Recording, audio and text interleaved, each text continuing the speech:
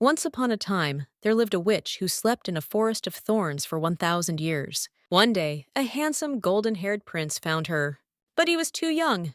The witch took him under her wing. However, she left him when he was 15 years old. The prince did not come to her again, and the witch fell asleep again. The prince wandered through the forest for a long time to find her, after receiving great strength and power. Then he made his way through the thorn vines and fought monsters. All this to find the small castle where the witch slept.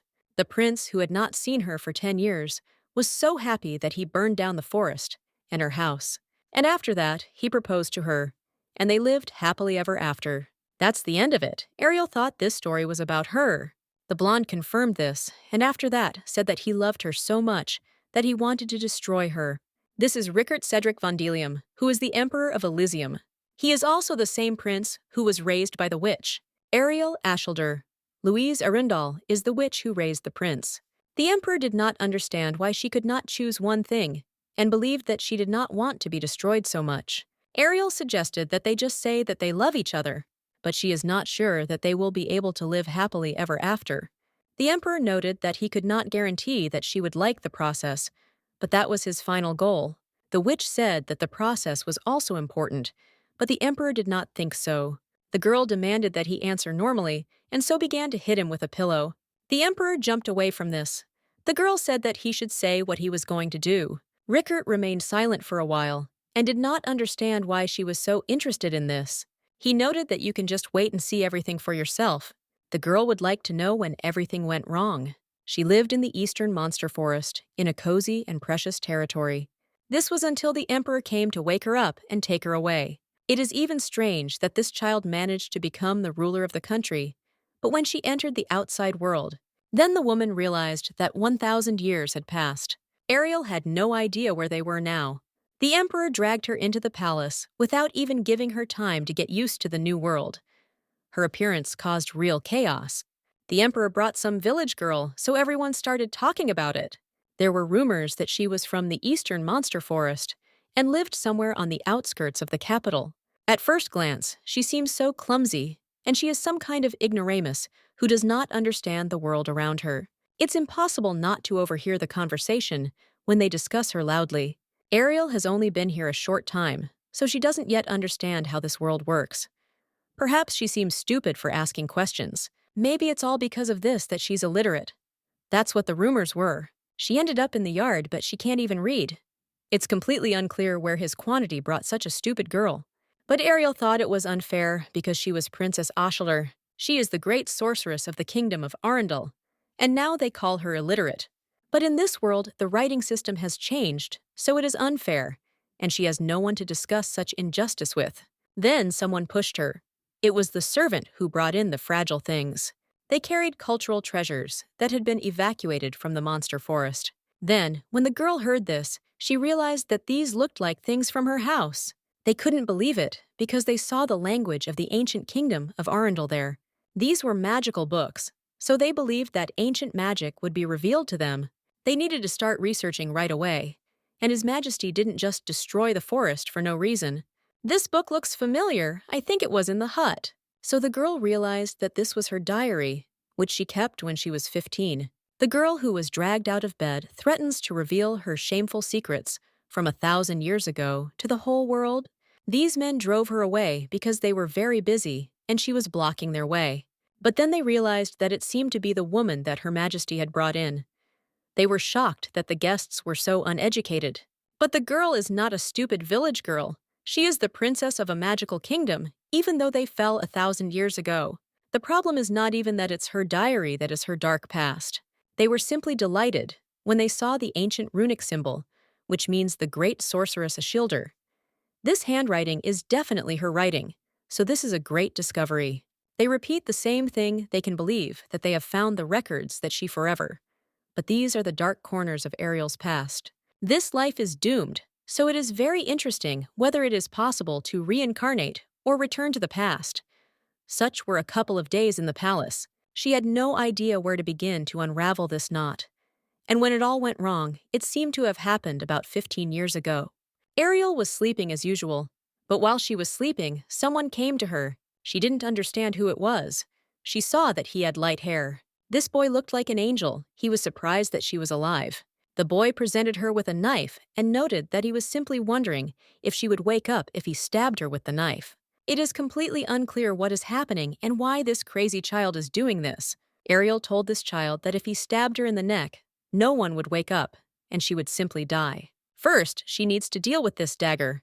Rickert is the future emperor, and after her words, he was surprised that it was true. That's where it all started. When this child with blonde hair came and disturbed her sleep. The eastern forest is filled with thorn thickets and monster trees. Time moves much more slowly inside the forest than outside, which is why it is sometimes called the Eastern Time Forest, a forest where time stands still. The borders of this forest are impassable. Outsiders cannot enter it.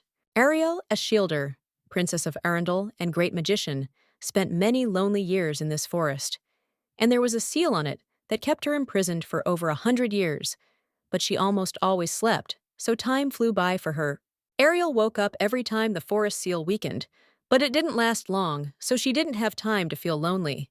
After waking up, she had a lot of things to do: check the magic circle and the sealed portal in the forest. If this seal is broken, the dimensional club monsters will crawl out of the portal. Then she can study magic in peace. The awakening doesn't last very long. She needs to have time to make at least some progress. Someone was knocking on her door and begging her to open it, but the girl decided that she would just ignore it. She decided that she didn't hear anything and tried to convince herself of this. But her door was broken down, and the girl was shocked by this. The blonde was happy because the door opened. Ariel didn't understand what kind of reaction this was and told him to stop laughing. She had no idea what was wrong with this stupid child. Her peaceful life in the forest was shattered when that yellow-haired man came and put a knife to her throat. She had so many interesting things that he was captivated. He picked up one of the plates, and it fell from him. He said it slipped out on its own. Ariel was furious because this wasn't his playroom, so she asked who he was anyway. She noted that no one had been able to enter this forest for a long time, so she didn't understand how he ended up here.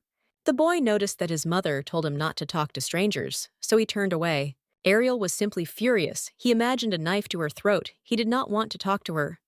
The boy noticed that she had opened her eyes. A princess sleeping in the forest wakes up after being kissed by a prince, and she continued to sleep. And then the girl asked in horror what he had done. The boy was surprised that she had never heard the fairy tale about a princess opening her eyes when she was kissed. He believed that the curse was not lifted because she was a witch. The girl threw him out of the house in horror and asked what kind of curse they were talking about and started calling him names. The boy said he covered her nose and mouth, but she turned pale and looked like she was going to die. He also started talking because he stopped, because his mother told him not to kill people. He almost strangled her. He also said that at first, he thought of waking her up by hitting her on the head with a stone, but his mother said that he shouldn't break people's heads. Ariel noted that her mother taught him a lot.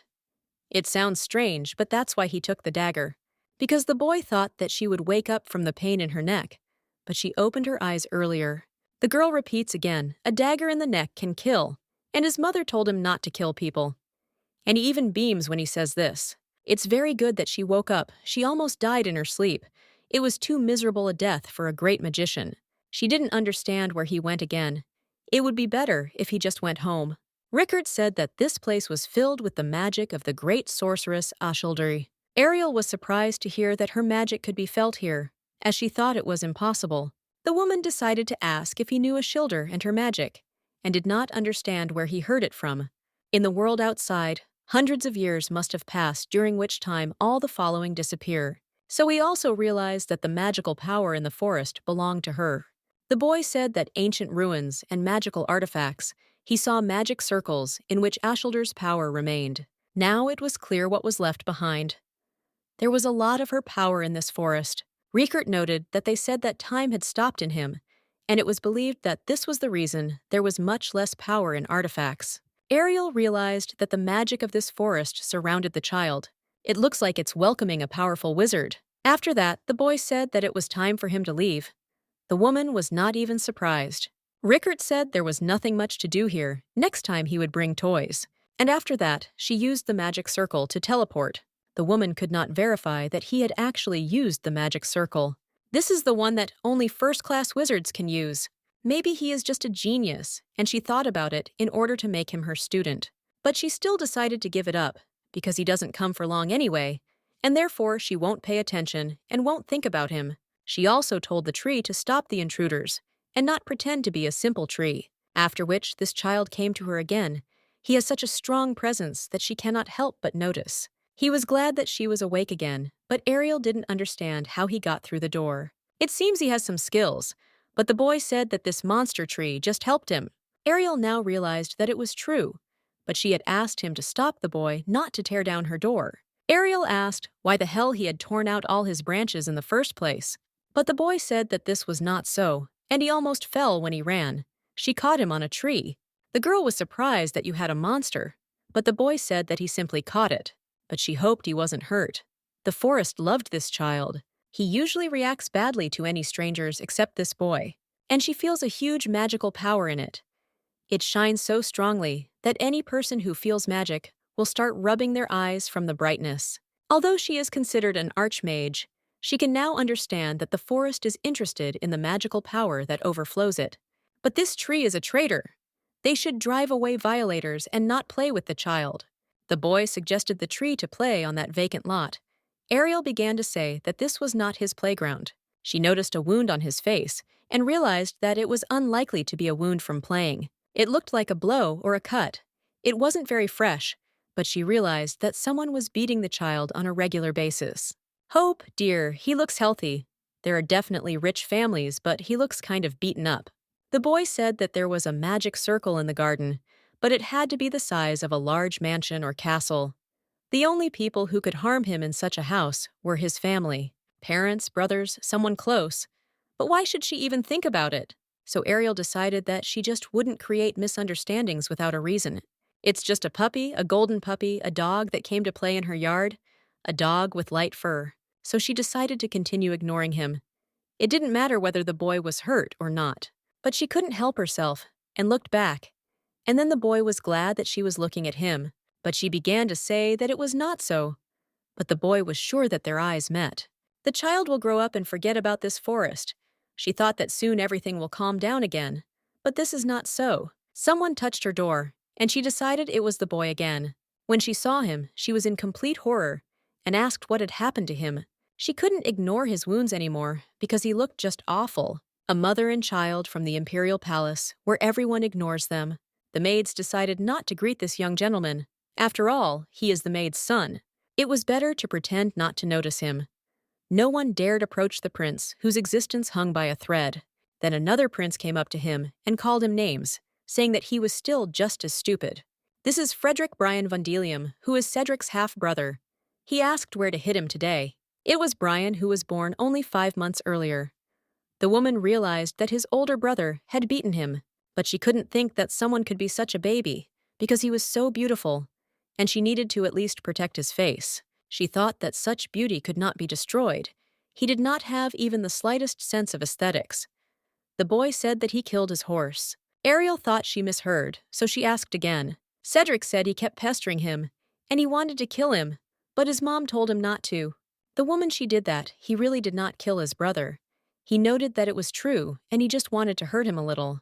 He set a trap for him, which caused the boy to fall off his horse, and then they took the horse away because it hurt his brother. But Cedric thought it would have been better if he had died, but he got it from the poor animal. He didn't want to kill his brother because, well, you have to listen to your mother. The woman thought that he really was kind of weird. Ariel remarked that it was a pity that the horse had died, and she thought it was good that he was at least thinking about her. But he had killed her, even if not on purpose. Now his brother will be even more annoying, and he thinks that his mother told him not to do this, just like the poem Ariel didn't think that being annoyed was enough of a reason to kill. The boy said that he was so annoying that he wanted to rip his eyes out of his skull, but his mother forbade that too. Rel understood him and said that brothers are different after all. She didn't quite understand what was wrong with this child. He was told to be patient until he became an adult, and so he was patient. She hoped that he would restrain himself, and after this, he shouldn't smile so brightly when he says something like that. But it's good that the boy listens. His mother put a lot of effort into raising him. One small mistake can write him down in history as a villain. She tries to correct it with instructions. It's just amazing such a person can only be respected. The lady asked what his mother was doing now, and the boy said that she had died. Her last words were a request not to kill people, so he must fulfill this wish. May she rest in peace. She tried to correct this boy's character until the very end. But the boy could have become even better if he had lived a little longer. With such an angelic face, he would have achieved a lot. She was shocked that no one was stopping her brother from fighting and gave him some candy. She noticed that he had scars that had appeared long ago. These candies were old. The boy's brother burst into the room and shouted that it was he who killed his horse. And he also shouted that the boy was to blame for breaking his leg. But Cedric said that he should have broken his head too. After that, the older brother hit him and asked how he dared to say such a thing. The older brother said that he would kill him and could not believe that such a yellow child was a member of their family. No one can even stop him. Prince Brian's character is very unpredictable, but he beats Prince Cedric. They shouldn't be stupid. This is a degenerate, useless maid. A prince only in words. Cedric is so unneeded that he has only seen His Majesty a couple of times. Brian screamed that he would kill him if he saw him again. After that, Cedric stood up and asked if he was finished yet. This made the prince furious, and he attacked him, shouting like a father for him to die. Ariel understood everything and now knew that he was being bullied because of his mother's origin. Nobody cares that he is being beaten. He is left completely alone after her death. He has to endure everything on his own, and no one takes care of him. The boy said that there are servants, they give clothes, food, and other things. But the girl thought it was their job. Cedric said she had a delicious candy, so he asked if there was any more. She gave him more candy, so she was glad she had stocked up earlier. Ariel thinks she now understands why the child stayed in the forest for so long and always came back to play. It's all because no one is watching him and no one is playing with him. She can imagine how he lives among many people in a large mansion. Ariel would have stayed here too if she had been in his place and could have endured the loneliness of the mansion. But that's all. Only when he comes to this forest can he smile so sincerely. That's why he continues to hang around her. Ariel began to ask why he was taking off the bandages, and the boy noted that he simply thought he was feeling better. The girl asked him again if he thought it was really like that, and was then surprised because she had done it herself, but the effect was not bad. But she couldn't even imagine that it helped so much. The boy was in shock. The witch knows about medicines too. He really feels better. Ariel started saying that she was not a witch, so the boy asked who she was then. The girl fell silent, and he asked again who she was. She didn't know what to say, because she couldn't say that she was the great sorceress, Ashildr, who lived hundreds of years ago. Well then, he will ask why she still lived and why she doesn't use magic if she is a sorceress. He might ask why she isn't standing there. Will be a lot of questions, so it's necessary to hide the fact that she is the sorceress Ashildr. So the girl said that he could just call her Ariel and not witch. The boy also introduced himself and said that his mother called him Seti, so she could call him that too. Ariel noted that he always came here to play, and he could continue to do so. No need to worry. He can come here as much as he wants. The boy became embarrassed and noticed that she smiled too.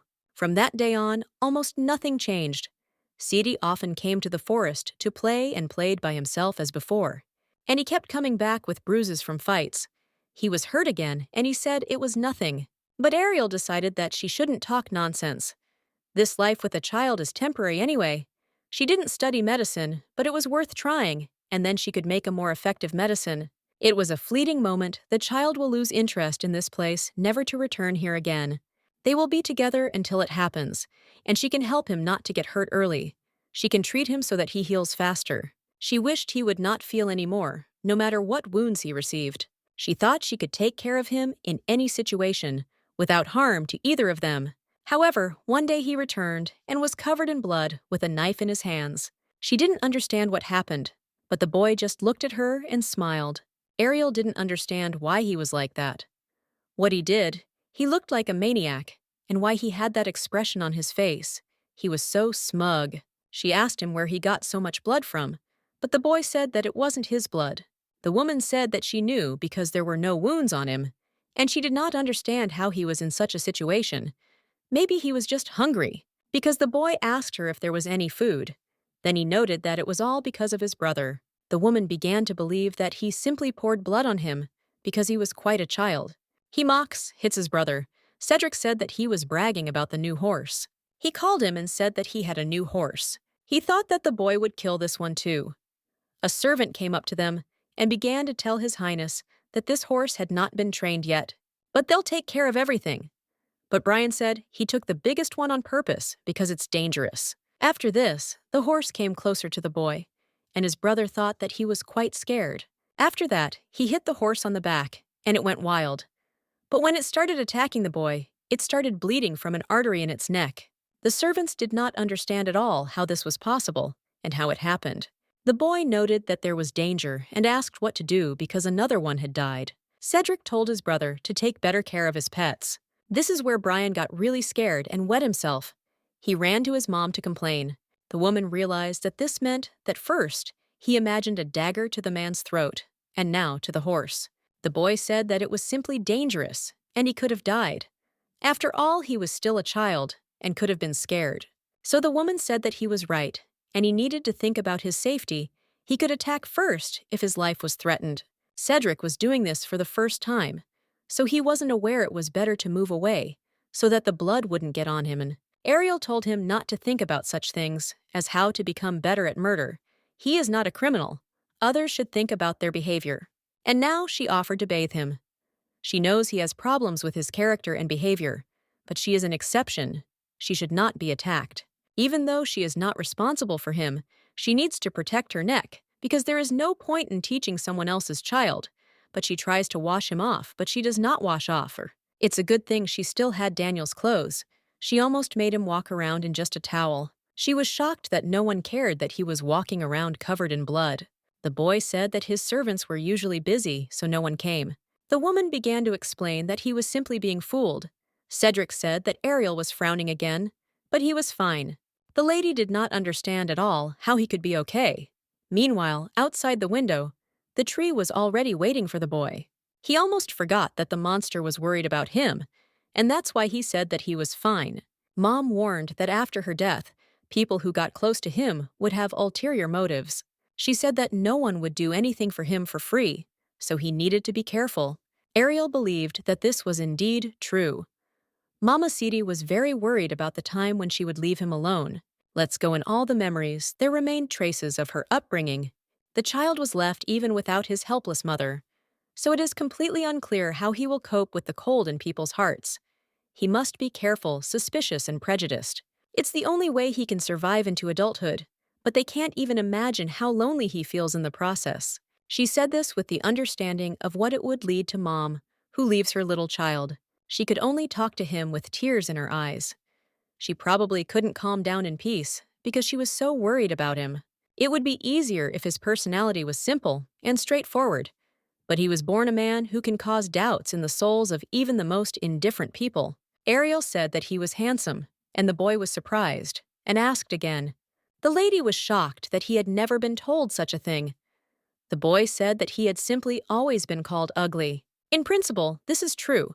A child with a knife is scary, especially when he is covered in blood and smiling. After which, the boy said that Ariel was also beautiful. The lady agreed with him and noted that his eyes were definitely not deceiving him.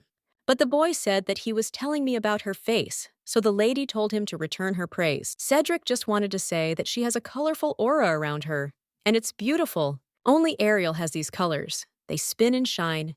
Here is a little red, big and yellow. Above her is a green star.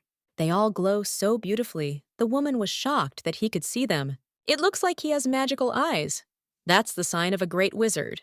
So the girl decided to drag him along with her and said that he should remember the shape of the circle. He must connect the colors the same, but the boy did not understand. What was she talking about and asked again. Ariel told him again to connect the small red dot with the green one and add magic. If he sees magic lines, then he will not have to study the theory of magic and go the hard way. It will be enough to connect several dots in front of his eyes, and the magic circle will build itself. What he did was just great, and now he has to make a big red dot. The boy was simply delighted because he was able to use magic, but Ariel said that he only connected two, but when he used more, they were surrounded by fire. He was shocked that he did it. Ariel couldn't believe it. It was a minimum average level fire magic circle, and he wanted to say that he built it with 2 points. She immediately started telling him to use water magic urgently. The trees were in bad shape, but the boy immediately quickly created a circle of water. Everyone was shocked. The boy only gave away what he had drawn. Well, the magic circle appeared on its own, and it seems to have worked. Ariel didn't understand what the hell it was, and how it even worked. The girl said that he was a genius, because it was simply impossible to meet a magician with such potential in the Forbidden Forest. She thought it was fate, and then she became greedy. She wanted to raise a child with great talent, and she made a choice she shouldn't have made. The boy said Ariel was wet. She understood that it would take a long time to correct his character. But still, she also thought that the main thing is not character, but magic, because it is enough to simply make him a strong magician. But her kind side believed that time passed slowly here, and if Seti stayed for long, it would grow very slowly. While the evil part thought that he would grow up later, and it thought that it would take 10-15 years to learn. I'm bothering someone else. They say people with black hair are never grateful, but he has light hair, not black.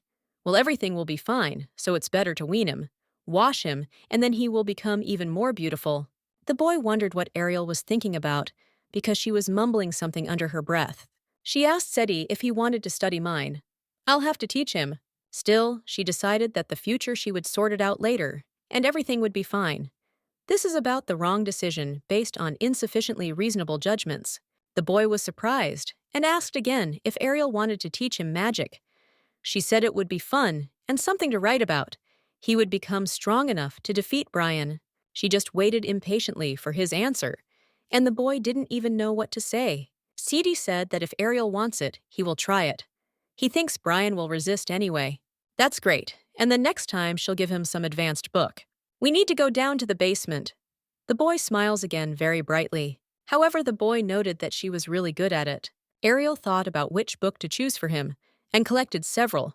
She decided to start with one book, and when the boy opened it, it was a voice that said these were letters. She was surprised that he didn't know the letter. The boy said that he had never read anything like it. The girl was shocked that the young master of a large estate had not even been taught to read and write. Usually, they hire tutors from an early age. The boy said that he had them until his mother died. The woman realized that things were back in his family. The perfect way to abuse a child and turn him into a useless bastard.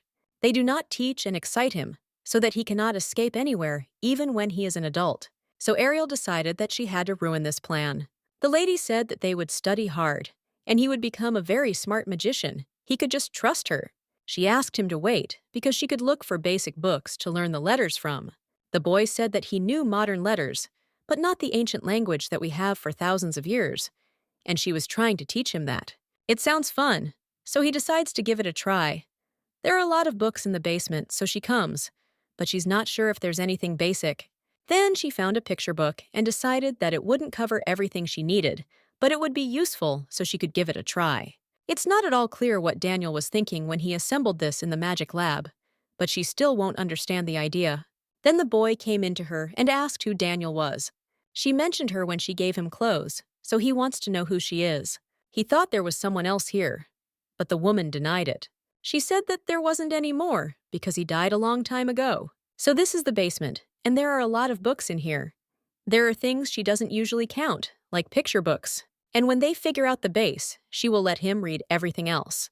There will surely be something rare here that is not found in the outside world, and he will become the best wizard. She suggested that he look at this since he was here. This book with fairy tales. These are the letters he must learn. When winter came, she decided that was enough for today. She noted that he knew most of the letters, so they could start teaching him. The basics took a long time.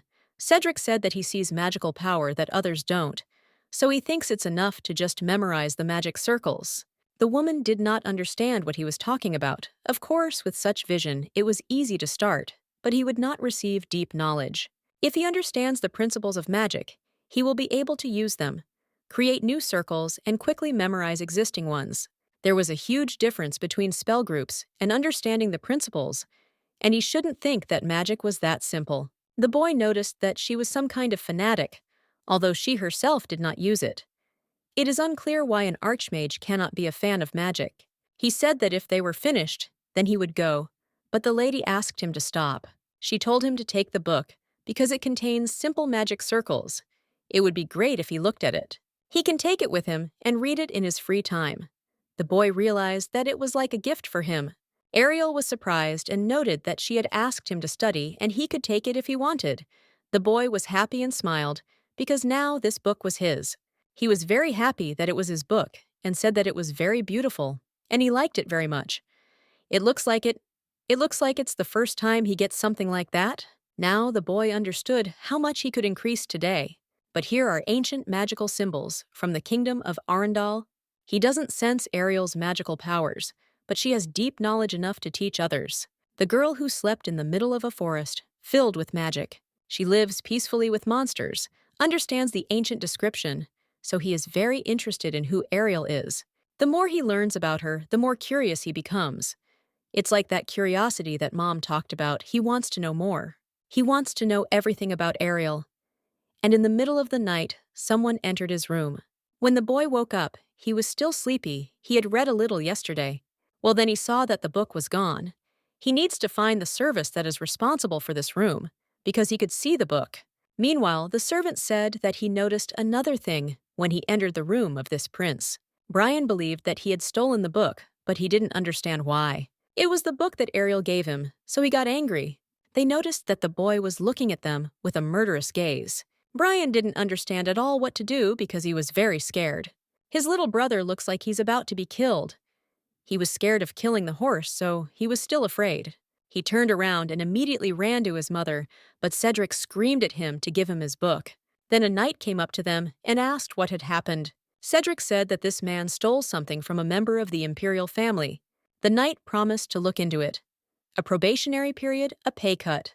They could trust him with something heavy, but the boy thought it was strange. If you follow the laws of the imperial palace, the thief's hands must be cut off. The punishment had to be appropriate, so he ordered the knight to do it right now. But the man said that this was an old law. But the boy turned to him and asked if he had to do everything himself. The servant immediately fell to his knees and began to beg for mercy. He began to say that it was an order from His Highness Brianas, but the knight said that he was a useless servant and did what the prince ordered. He did not understand how a servant dared to shift responsibility to the imperial family. The punishment would be carried out on the spot. The knight thought that Cedric was scared.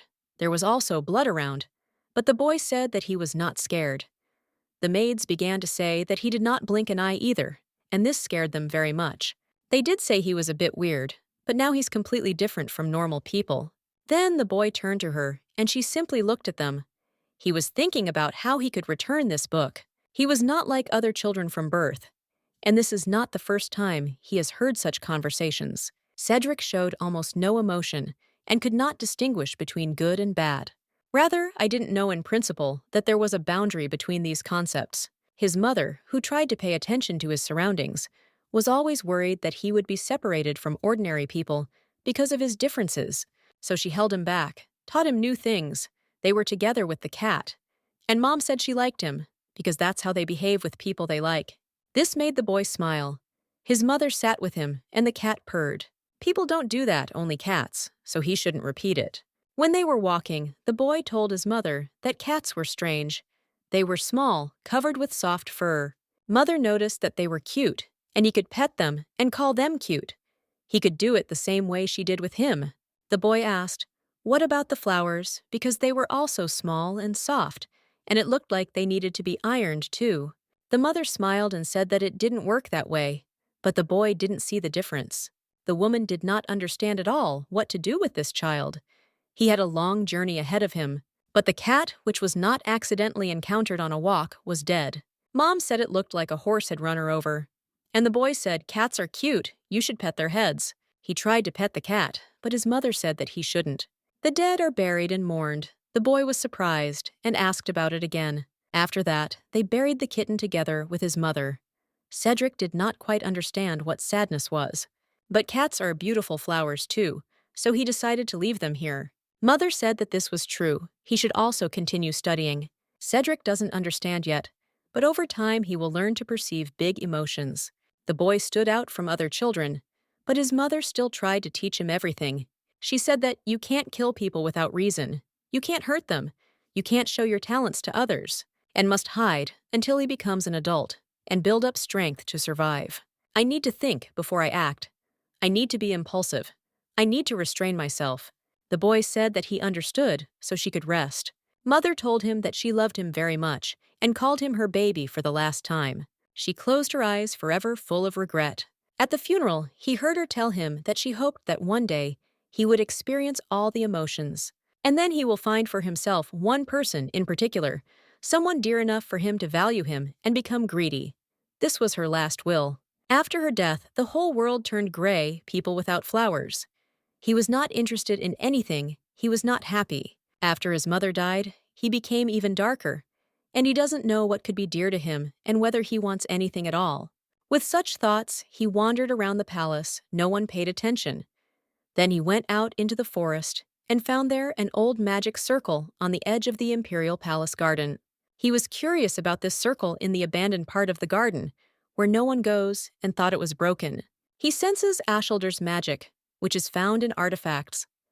Magic is beautiful points of light that shimmer in the air, colored lights floating among a sea of gray people.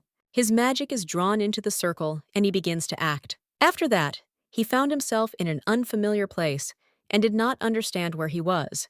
He thought he was in the forest. It seemed like Kruga was activated by his magical energy, and he was still a worker, and so he found himself in that forest. Then he came across a house that was right in the middle of the forest. When he walked in, he realized that this was the place where he could truly see colors.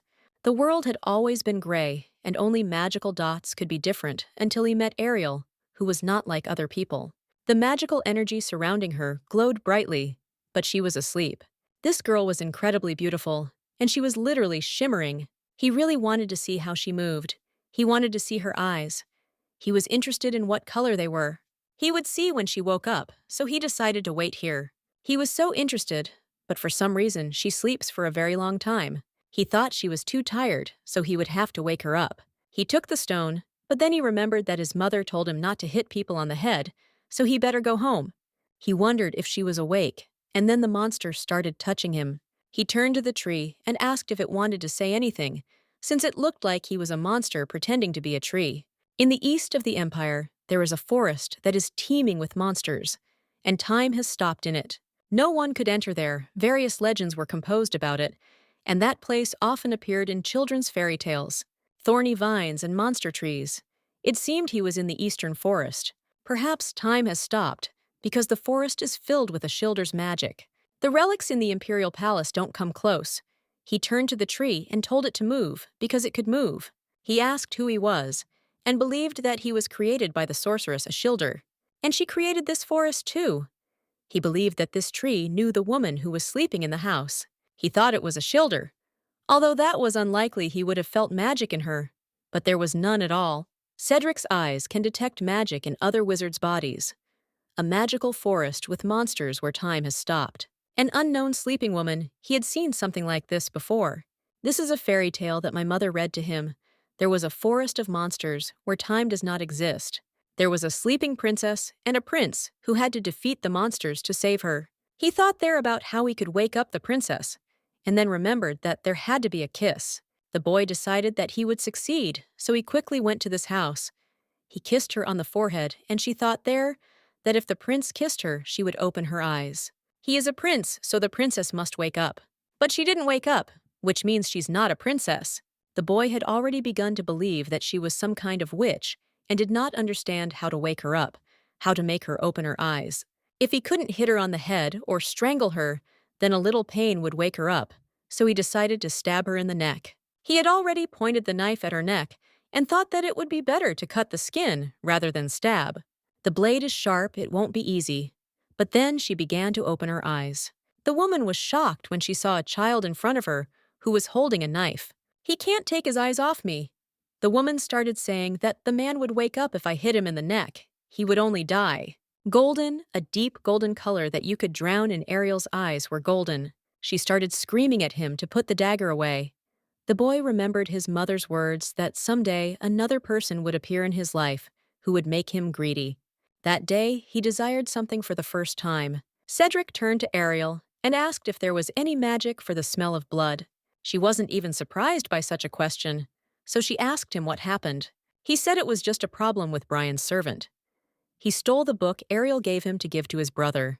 The woman was furious when she heard about this Brian again, and just wanted to curse him. He attacks me personally, only using tricks to stab me in the back. Nothing can be done. You just need to forget about this book. It was a basic textbook, and she will give him another one. But the boy was upset because it was the first book that Ariel gave him, and it belonged to him. He has almost nothing, and he never wanted anything, and therefore he must keep at least such things. He does not want to give them away. So the boy said that he had stolen it, but the woman tried to explain to him that it was the servant's fault. Cedric pointed out that he had cut off his hands as punishment. The woman came up to him and stroked his head, said that everything was right. The boy was surprised because the others were afraid, and she praised. Ariel thought it was better this way than to endure this abuse. The servant repaid in kind, that was true, so she said he was doing well, and also offered to clean the blood off his cheeks. Cedric was surprised that she wasn't afraid of him. Because she used to be afraid, Ariel said that she was never afraid of him. She was just careful, because he pointed a dagger at her. And everything is fine as long as it doesn't harm her. Stains can be removed, but it's difficult with this smell. There should be some herbal soap here that she made recently, but she can't find it. He also thinks that everything is fine until his things are taken away. From the day Ariel opened her eyes, he wanted to take her away, even considered her his own. He likes this forest because there is no one here. No one will take Ariel. She asked him to screw it down because it is difficult for her to wash it. But the boy didn't want this because the soap got into his eyes. She is responsible for attracting the attention of the prince, who had nothing and wanted nothing.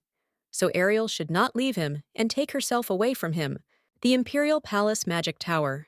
They had never seen such magic circles. Who would have thought that such a simple circle existed? They were sure that it definitely worked, so they already asked if they had tried using something similar. The man asked where they got the book, and they thought it belonged to Prince Cedric. But they took it from Brian. Many didn't even know Cedric. He was born from a maid who died, and he often disappears somewhere. Perhaps he discovered an unknown ruin. But they would have known first, so I really want to know where he got it, and who could have given such a valuable book to a principal from power. Ancient ruins are not at all like an ordinary situation period.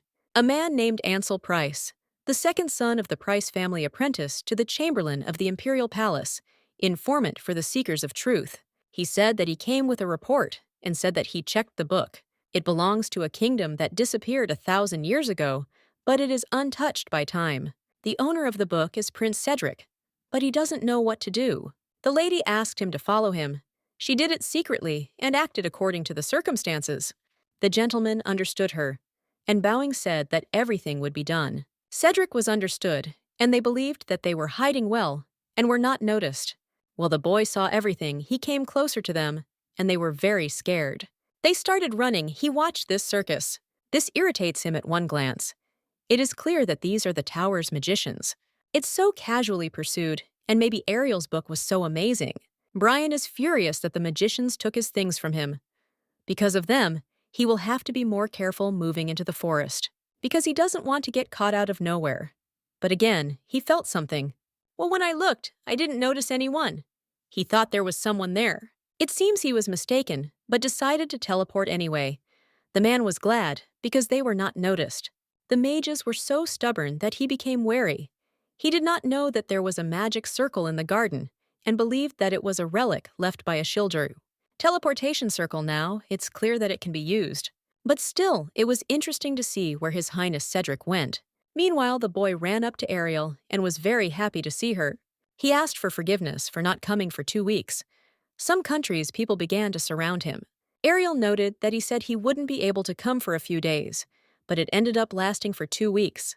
In the forest, it was hard to understand the passage of time. Outside, Cedric didn't understand at all why they wouldn't leave him alone. It's disgusting. They could at least do it discreetly, but it's too obvious that they are from the tower. It seems like mages still lack social skills, and she said that's just how they are. But that's bad news. If the forest is discovered during the investigation, she will have problems. She said she would tell him about a magic trick that would hide traces. It will help you lose your tail. Cedric was very surprised that such a thing even existed. The wind erases sounds, the earth hides traces. This is how it happens. The boy decided to try and succeeded right away. He was not yet happy, because now they would not find him, and this was just great. Now he can sneak out of the house without being noticed. Ariel said she would give him a book just in case he can study from it if he can't come. Today's lesson also flew by quickly. The time spent in the forest became their shared secret. Living with him in the forest was always fun. In the fall, they played music with magic and danced. In winter, they filled the room with tangerines and ate them while admiring the snowfall. He told Ariel to look because the berries were already sprouting. In the spring, she used magic to create the fruits and berries they picked. And in the summer, they cooled off with rain magic. She told the boy to control the power because it was supposed to be rain, but some ocean came out. In this way, they went through different seasons together. During the night, the lady noticed that the monster looked as if he was waiting for someone, and she believed that he was waiting for Sedai. She told me not to get attached to him because he was a man from the outside world who would disappear in an instant. Over hundreds or thousands of years of their life, it will become a fleeting memory. But the child appeared again when she was alone for a long time. This is her little student, just a little, or a long life you can spend at least a little time with him. The girl noticed that she sat perfectly on him. She didn't even blink an eye at Cedric. He never stopped at the outside world. And the child grew up with him. He found the clothes in a room that had not been used for a long time. He believed that these were the clothes he wore as a child. The clothes that were too big for him fit almost perfectly. Now he can put them on without any problems. After that, Ariel asked how old he was. He is 15 now. Ariel was surprised, and Cedric approached them and noted that he had almost caught up with her height because he had become taller. Ariel pointed out that standing on tiptoes was unfair, so the boy tisked. Cedric noted that he would soon become even taller. This is strange. Something seems wrong. Said he spent a lot of time in the forest, so he should be a few years behind his peers. But he grew up like this. 15 years really suits his appearance. It's as if the time-stopping magic of this forest doesn't affect him. At night, Ariel approached the magic circle and wondered what she should do. Time should move slowly for all creatures in the forest, but it doesn't work for Sede. This means that his magical power surpassed the one she used to seal the forest. He is young and cannot reveal his full potential. But when he grows up and learns to use all his power, it is his power that will destroy the seal of the forest. And here she will have to feel it again, but she does not agree to it. This shouldn't happen. This is what she can do, what she must do. The guy didn't understand what was going on, because the magic circle wasn't working. It seemed like it was broken, because he couldn't interact with it in any way. The magical power is transmitted on a large one. It starts as if the flow is blocked somewhere. If this circle is okay, then the problem is in the grave, and something happened to the magic circle on the other side. He didn't understand why this was happening and what was happening. He tried to ask Ariel what was happening. The magic circle wasn't working, so he wanted to know what happened to the forest magic. Ariel knew she didn't have the strength to seal it completely. She could only interfere with the flow to block the movement. He spoke to her because he was sure she could hear him and asked her to open the circle. His voice was leaking and she could hear it. But it's okay. She knew that one day he would have to leave the forest. It's just that this day came a little early. The house seemed unusually empty, and she cried that it was all because Sede would not come anymore. One moment of deviation from ordinary life. Now everything is fine. You can forget about everything, so she decided that she would put the books away first. She needed to cheer up already because she thought, because it wouldn't be useful. She needs to take out the dishes and clean up. He took off his clothes and left them in disarray on the floor, which left her confused. She wondered why it was necessary to throw things around when he could have folded them neatly. He seemed to have checked every corner of the house, including even her underwear drawer. His actions seemed completely incomprehensible and slightly frightening. When she looked at his hair, she noticed how beautiful it was. The golden strands shone as if the sun itself had touched them. But his hair was everywhere, and she thought he had shed his fur like an animal. She even thought he was marking his territory, as if claiming his right to this house. It was as if he had left his mark a sign of his presence. It made her angry and confused at the same time. Now it's time to clean up, get rid of the mess, and all traces of his presence in the house, so that you can start to forget about what happened. She tried to convince herself that everything would be fine. It just took a little time for the emotions to subside, and for her life to return to normal. Cedric will probably lose interest soon since there is nothing left here to hold him back. He would get bored and stop thinking about her. But suddenly she felt dizzy and realized that deep sleep was approaching. She remembered that the house was protected by a cleaning spell. There was no need to clean it up. Time itself would erase the traces. The best thing she could do now was to go to bed and allow herself to get some rest. She hoped that she would wake up in a few years, and by that time, Cedric would have already forgotten about her and given up trying to find her. Then she would be able to stop hearing his voice, which still echoed in her head, calling her endlessly. There had been rumors in the palace for a long time that something was wrong with Prince Cedric. Everyone was sure that he had completely lost his mind as they noticed his strange behavior. It was in the very place that the servants were whispering about that the suspicious magic circle was located. According to eyewitnesses, Cedric spent all his free time near it. The prince sitting in the center of the magic circle desperately called for someone very important to him. His voice was shrill, and he kept repeating one name, Ariel, as if he was obsessed with the thought of bringing her back. One day, the maids accidentally noticed that the prince was moving towards them. They were seized with panic, fear, because no one wanted to become the object of his attention, especially in his current state. Cedric himself could not understand what he should do to see Ariel again. His thoughts wandered in search of an answer, but it seemed that everything was in vain. He felt that the only way to her was through the forest where she should be. On his way to the forest, he encountered a strange man. Their meeting was unexpected and awkward, as Cedric was completely immersed in his thoughts. The stranger, noticing the prince's confusion, immediately apologized for the accidental collision and politely asked if everything was all right with him. However, this gesture of politeness did not find a response from Cedric. The prince coldly motioned for the man to step aside, accompanying his words with a wave of his hand, as if he were just an annoying obstacle in his path. The blond man watching the prince couldn't help but notice how much his condition had worsened. He began to think that a different approach was needed to help, or at least understand what was happening. The prince had accumulated many books about curses, forests of monsters, witches, and time anomalies, but they all seemed useless in finding answers that could help Cedric. They had only a scrap of information about the place, and the only way to get there was with the help of a magic circle. The path was dangerous and mysterious, requiring precise knowledge. Suddenly, he noticed a stack of books that caught his attention. Curiosity grew. What were these volumes, and why were they here? He wanted to solve this mystery. Ariel once mentioned that these books were incredibly valuable, and she instructed him to take care of them so that they would not lose their magical power or become damaged. However, the boy could not understand why he needed to collect so many books at once. After all, it was enough to take one to study. In front of him towered a whole mountain of volumes about magic. It was his homework, to study the circles and learn to remember them. Ariel warned him that she would be busy and he should work on his own. The boy decided to concentrate and put maximum effort into his studies. But suddenly, his thoughts turned to the question, how long did she plan to leave him alone? It seemed she had deliberately blocked the circle so that he could not come to her. He felt a twinge of doubt. Did she really want him to refuse? It didn't seem like a joke at all. It was as if she thought he wouldn't find another way to reach her. But he wasn't going to give up that easily. The boy knew that the forest could be reached, not only through the magic circle. You just need to understand how best to get there and find the optimal path. He was determined to find out because he needed to get into the forest. He understood that this was part of his destiny, and he could not leave the matter unfinished. After long hours of study, he fell asleep at his desk, exhausted and frustrated. The silence in the room was broken only by his steady breathing.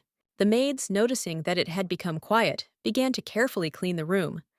But as soon as they approached his things, he suddenly woke up and grabbed one of them by the hand. He ordered the maids not to touch his things, threatening them. His words were sharp and harsh. The maids froze in fear, not knowing how to react. Cedric reminded them that he could take their hands if they disobeyed. There was no humor in his voice. The atmosphere in the room became tense. It was a terrible moment. One of the maids recalled a rumor that he had chopped off another servant's hand as a child. She prayed that it would not happen. Cedric's behavior was truly alarming. It was said that he had become even stranger lately, and many believed that he had gone mad. On the table lay the book that Ariel had left behind. For him, it was the only trace left. He stared at it for a long time, trying to understand its meaning. The boy could not understand why Ariel left him. She betrayed him, and this fact caused him unbearable pain. The desire to find her grew stronger. He wanted to meet her to settle the grievance, but he knew he couldn't kill her. Then he came up with another plan. He would lock her in a room where there would be only darkness, and no one but him would be able to enter. There she would stay forever. She would not run away, she would not leave him. But first he needed to get to the forest to make his plan come true. This was the first stage of his plan, but how to get there without money and power? This question required an immediate answer, and he began to look for a solution. Cedric knew he had to become stronger, so that no one would dare tell him what to do. He wanted absolute freedom. This was the first point of his plan, to get into the eastern forest of monsters. But he did not know how to do this without power and money, because his situation left much to be desired. He wanted to gain independence more and more. He did not want anyone to tell him how to live and what to do, especially in the current circumstances. At that moment, a blond man approached him. He seemed to understand Cedric's intentions and asked if he was going to the eastern monster forest. The man explained that he saw a magic circle that led there. It was the one the prince used to travel to that place. Cedric didn't understand what they wanted from him. He waved it off, saying that he wasn't working anymore. Ansel clarified that the magical flow was blocked. Despite this, Cedric was sure that he had to get into the forest. He even asked if Ansel knew how to do without the magic circle. Ansel noticed that the forest was full of monsters. To travel there, not just warriors were needed, but a whole army capable of coping with this challenge. The mention of an army made Cedric grin. He knew perfectly well that he had no way of creating one. The man seemed to be mocking him. But then Ansel said something unexpected. He believed that Cedric could become emperor. After the death of the crown prince first in line to the throne, the palace forces were divided, and the struggle for power became fierce.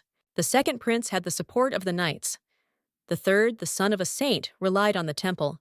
The fourth was assisted by his maternal grandfather, the leader of the aristocrats. Cedric chuckled at the idea. With his background, and a mother who was a maid becoming an emperor seemed ridiculous. Ansel reminded that he possesses magic that is unique and inaccessible, even to the most experienced modern wizards. The empire relied on science and technology, and then on magic and magical engineering. This opened up new possibilities. There were people who had influence, but had not yet joined the factions. Ansel promised that he would pass this power on to Cedric. But in return, he asked for one thing: to be allowed to accompany Cedric to the eastern forest. This condition was extremely important to him. There, he said, lay the truth that had been sought for hundreds of years. The secret of a war that had nearly destroyed the world and the force that had ended it. Ansel believed that they could unlock the secrets of the vanished world. His determination impressed Cedric. Although he still did not trust him completely, Ansel introduced himself as an officer second class and a seeker of truth. He assured that he would be Cedric's strength and a loyal ally. He promised to protect him until the end, so that he would not regret his decision. Ansel wanted Cedric to trust him. The man added that with the support of magicians and magical engineers, they will be able to achieve success and open the way to their goal. Ansel told how the enemies were defeated, and the nobles submitted, allowing Cedric to win the throne. Now that the preparations were complete, they could head into the forest, where Ariel was hiding. Cedric was surprised that Ansel was talking not only about himself, but also about some other unknown person.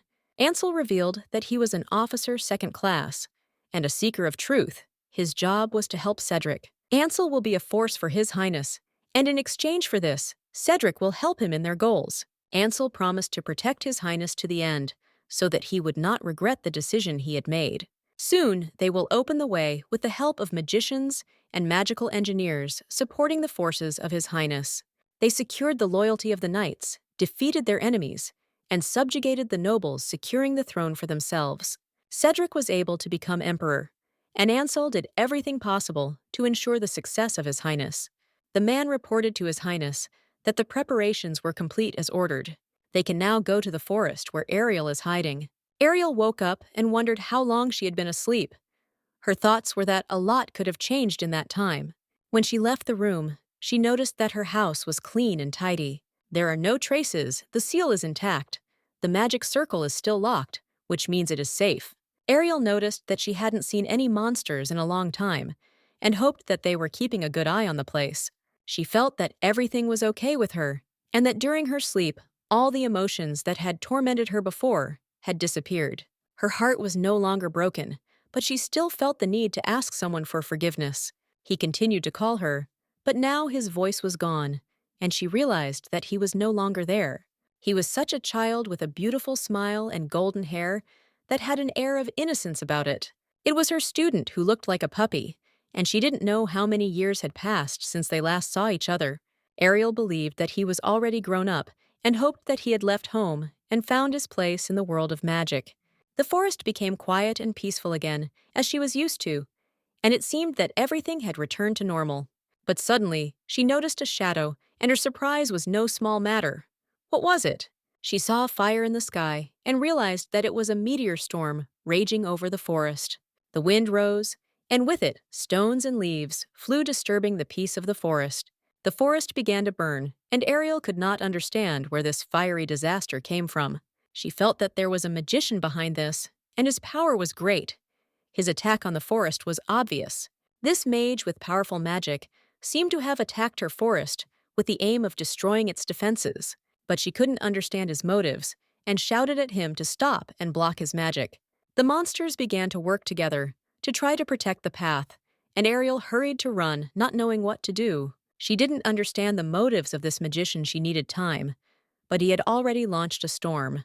The wind was so strong that all the trees were struck by lightning, and Ariel became frightened. She knew she should run, but her body wouldn't obey, and she couldn't get up from the ground.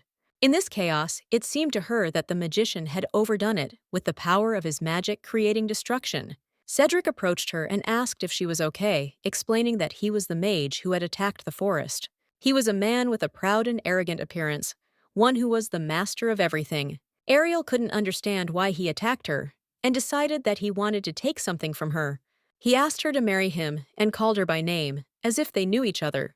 He asked her to marry him after he destroyed part of the forest. It was a strange and dangerous proposal. Ariel thought it was madness, and he had clearly declared war on her, although he didn't realize it. It was strange. A marriage proposal right after the attack. Ariel didn't know where to start because it was their first meeting. She tried to understand who this crazy guy was, standing in front of her, blonde with blue eyes. His face was handsome, and she felt that he looked like someone familiar, but she couldn't remember who. Ariel began to think that if that boy had grown a little, he might have looked like this man in front of her. She couldn't believe it, but Cedric, standing next to her, said that 10 years had already passed. During these 10 years, he missed her very much, and his feelings were deep. She couldn't believe it was the same man in front of her and asked if he was really Cedric. He smiled back. Cedric explained that he simply wanted to see her, and so he destroyed the forest, thinking it was the appropriate way. He added that it was his wedding present and wanted to know her opinion on the matter. Ariel couldn't understand how this could be a gift, especially given the devastation around them. He was surprised that the magic circle was still in place, and she noticed his attention to it. When she turned around, he quickly grabbed her in his arms, not giving her time to think. Ariel tried to understand what was happening and demanded that he let her go, but he ignored her requests. Cedric admitted that he had wanted to do this for a long time, to hold her in his arms and feel close. Ariel was shocked. She couldn't believe that he had been thinking about this all these years and asked him to let her go. He finally let her go to the ground and took her hands, suggesting that they go to the magic circle. Over the course of 10 years, he had changed a lot, becoming an adult, and was no longer the boy she had said goodbye to. He had not forgotten the forest, and now he realized that she had used his magic to seal the stream. The circle didn't work, but Cedric asked her if she thought it would be possible to use it now. Ariel was puzzled by his questions and didn't know what he was going to do. Cedric said that he had come this far for her, and now he would take her with him wherever he went. Ariel asked what her opinion was, but Cedric replied with a grin that he wasn't interested in her opinion. Everything was confused. He was no longer that happy young man. Now he was an emperor. The wind and snowfall created a gloomy atmosphere until Cedric stopped looking at her. She looked back and saw that the cores of the tree monster and the thorn vine were unharmed and would soon awaken. The books and records she did not need were collected in the house, and she no longer required them. Ariel was finally leaving the forest behind, after many years had passed since the war began.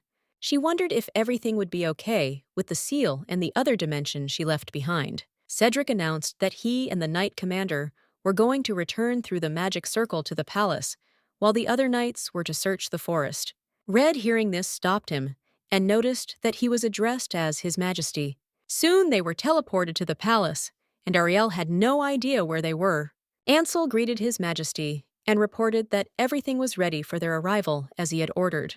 He thought the journey had gone smoothly, and they were ready to move on.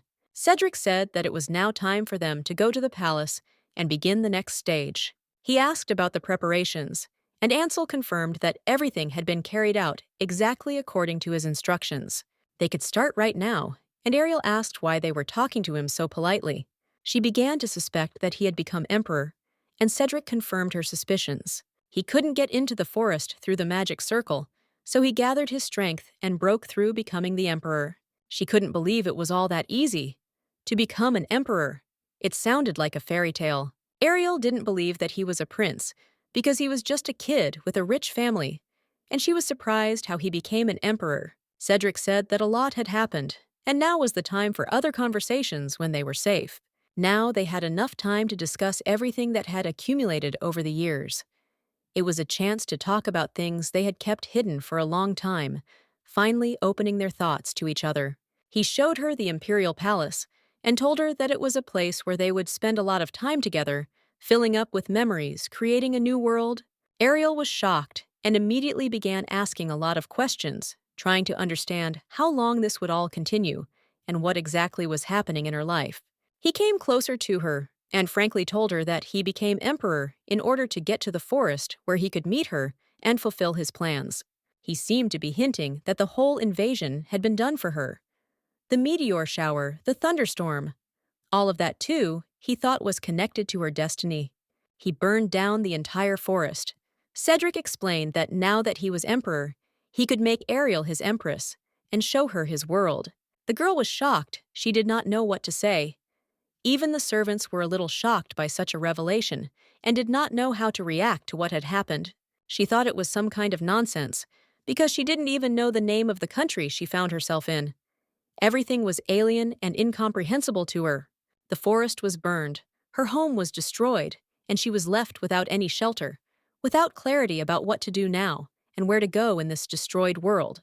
Ariel couldn't understand what kind of marriage proposal was this, in which the partner became homeless, deprived of everything that was before. The Emperor showed her the room he had decorated himself, assuring her that Ariel would definitely like it, as he had put a lot of his own effort and feelings into it. Now she could rest a little. But suddenly, Ariel asked him to wait to sort out his thoughts until the full layout came. But then she realized that he had locked her in. Horror gripped her as she realized that she had been locked in a room, and that this was not just an accident, but part of his plans. Now she realized that everything that was happening was a trap, as if she was imprisoned where she could not escape and could not change anything. She didn't understand why the room looked so strange. Everything around was red, from the sofa to the carpet, which resembled blood, creating a sense of anxiety. The red sofa blanket, pillows, curtains, wallpaper. Even the carpet was so bright that it seemed as if everything was soaked in blood, creating an eerie atmosphere. She thought she would go crazy. The strange feeling was so strong that it seemed to her as if all this was revenge for the fact that she had once left him. She thought that this red room might be part of some kind of spell or test, but even with that, her mind was still in disarray. But deciding not to think about it, she simply lay down on the bed, trying to find at least some peace, although the internal discomfort was getting stronger. She didn't understand what was going on, how this man who was once a prince ended up here, and how all this was now connected to her life. Cedric couldn't tell her the truth about his identity because she was a stranger to him, so it was only natural that she didn't know his true nature. However, they found common ground and even began to cheerfully teach each other magic, which helped them overcome tension and establish contact. He turned out to be a man who pays his debts fairly. She raised him, and now she got a knife in the back, which was a hard test for her. They say that black-haired animals cannot be tamed. It was a popular belief that seemed to have a hidden meaning regarding her and his relationship. But Cedric had blonde hair. However, this expression did not refer to the color of the hair, but to the idea that people like animals cannot be tamed. There were many people with black hair in Arendal, and this gave rise to the idea that they could not be tamed, that they could not be controlled or manipulated. Even fair-haired people could be wild and disobedient, and that was what she hated, because such feelings were dangerous and painful for her. When her mind is severely drained, she often has nightmares that further drain her strength and plunge her into an abyss of fear and despair. She realized that there was no one around, but she still thought about how to find at least someone who could understand and support her in this situation. She believed that someone had to survive, at least someone. It was her wish that all this would not be in vain, that her efforts would not be in vain. She heard voices saying that all this was because of His Highness, but she did not understand why everything was happening this way and what to do about it. Ariel was horrified and couldn't believe what was happening. Suddenly, someone appeared in front of her, and she couldn't understand what it meant. She didn't want to believe it, but when she came closer, she hugged the one in front of her, realizing that it was her Daniel, whom she had been waiting for so much. She burst into tears, not knowing what to do. Everything that once was now lost, and she could not understand how to continue living in this new world. Everything was lost, and she felt completely alone. But when she opened her eyes, she realized that it was just a dream, a nightmare that was haunting her.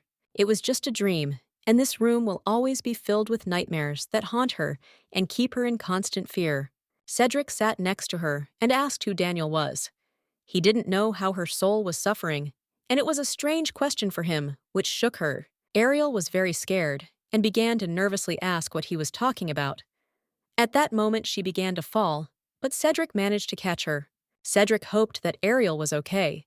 He was worried about her condition, and he couldn't help but worry because his feelings were deep. He wanted to be sure that she was okay. Ariel reported that she seemed to be feeling fine, but her words did not reassure Cedric, who continued to worry about her. He was still wary. Despite her words, Cedric asked again who Daniel was, because he had already asked about it before he was trying to understand what was hidden behind this name. Ariel replied that she didn't know him and asked him to move away. She couldn't understand why she was so hard to push away. Her heart was beating faster with each passing moment. Cedric was surprised by her strength. He didn't know how she had become so strong. He noticed how his chest was being squeezed hard and her heart was beating wildly. Ariel was confused by what was happening and couldn't understand what was happening. Her head was in turmoil. She couldn't explain her feelings logically. There was a strange atmosphere between them, and Ariel didn't want to believe what was happening. Everything seemed ridiculous, but she couldn't get rid of the strange feelings. Suddenly, the Emperor, with a smile on his face, lifted her into his arms. The gesture was unexpected, but it seemed strangely warm and cozy to her at the moment. After that, he gently returned her to her place, saying that she should not overexert herself, and it would be better to sit. He was concerned about her well-being. Ariel hid a lot, and apparently, she wasn't going to reveal her secrets. He knew she wouldn't tell him anything important, but Cedric was sure that one day she would reveal everything. That moment was inevitable, and he was willing to wait, knowing that time was on his side. The Emperor was willing to wait because he knew they had time. He thought Ariel was very tired, and this feeling was hard for her. She even started having nightmares. Ariel thought that there could be nothing normal in this crazy place, and it was a test for her. But something was wrong with this room. Rel screaming declared that the room was created to take revenge on her. It seemed insane. She felt like someone was trying to drive her crazy. Everything around her seemed dark, and she couldn't find any other explanation. Cedric, smiling reservedly, said that all this was done to make Ariel happy. He tried to calm her down despite her anxiety. He reminded her that she loved red, so the room was filled with her favorite color. It was his innocent idea she should appreciate it. Ariel remembered walking with him when he talked about the many red flowers around. It added warmth and a bit of nostalgia to her thoughts. He even noticed that her clothes were red too, which seemed to confirm that she loved this color very much. He wanted to make her happy in this way. Ariel remembered telling him that red was her favorite color. Everything seemed simple and warm in those days, and that moment was dear to her. She remembered this conversation and hoped that this was not the only reason why everything was red. Otherwise, it would look strange and ridiculous. Everything was painted red, and it seemed strange. She couldn't find an explanation for it, especially in a situation like this, where everything was not so simple. In despair, she screamed that he didn't understand what he was doing and called him a bastard. It was too complicated and absurd for her to comprehend. Cedric decided to make this decoration a few days ago because he thought everything should be red. He wanted to create an atmosphere for Ariel. Ansel thought that Cedric was going to lock the Iron Dragon in this room, but the Emperor said that it was all for Ariel and it was important to him. The room was not for revenge. He decorated it for her to show his care and love. It was an act of attention and deep feelings. On the other hand, the room's decor did look strange and even a little disgusting. It wasn't what she expected. Ariel began to demand that Cedric redecorate the room to make it more normal. She could not accept such changes without modification. Cedric admitted that he didn't know her preferences, and that was the main problem. He didn't know what she wanted, and that led to misunderstandings. He promised to change it a little if she didn't like it that much. He was willing to compromise for her convenience and comfort. Ariel asked to remove the lock from the doors, but Cedric explained that it was for her safety. He tried to convince her that it was for the best. She couldn't understand why a lock was important if the door was locked from the outside anyway, but he insisted that it had to be that way for her protection and peace. Cedric suggested that she bathe and eat first, and while she was gone, he would fix up the room's decor to make it more comfortable for her. Ariel was surprised by his offer and wondered how he had managed to change so much. He had become a different person, and this confused her. He asked Lady to take her to the bathroom Ariel was about to ask to be taken back to the forest, but decided to accept the offer instead. Cedric laughed, realizing how easy it was to distract Ariel. He knew her weaknesses and used them to his advantage. He noticed that there was too much red, and Ariel didn't like it. Ansel promised that he would fix it and the room would look different soon. The ladies did not understand what kind of woman was with him. She did not know the rules of behavior and looked a little strange to them, which added to their questions. One of the ladies asked her to watch her language because she was the Emperor's guest. Her words had to be more careful, otherwise there would be problems. The lady noted that Ariel should have heard that the Emperor was going to make her Empress. It was a big statement for everyone. The maids thought it was stupid because Cedric had Rosemary and Violet Ariel was a strange person, an alien figure. They discussed how no one had seen this girl and did not understand what she was doing here. The maids considered her a stranger and of little importance to the palace. Someone said that she doesn't understand whose side she's on, and she better not interfere in palace affairs. Otherwise, she won't be able to avoid problems. The maids warned her that it would be better to keep her mouth shut if she wanted to stay in this palace and not end up in an unpleasant situation. One of the maids said that she did not want to be killed because she had gotten involved with this man. They did not trust the Emperor and his intentions. One of the ladies declared that she would take the guests' clothes and that she should take care of the expression on her face so as not to betray her excitement. The lady thought her colleague was a coward because she was too worried and afraid. She didn't understand what was so scary about this situation. After some small changes, the room became more attractive. With the red accent, it got an interesting look instead of looking like a dark, haunted room. Ariel bathed and ate, but she still didn't feel well. Although her body was satisfied, her mind remained restless and tense. She was in the very heart of the imperial palace, and this place was increasingly oppressive to her. There was no freedom, no peace here.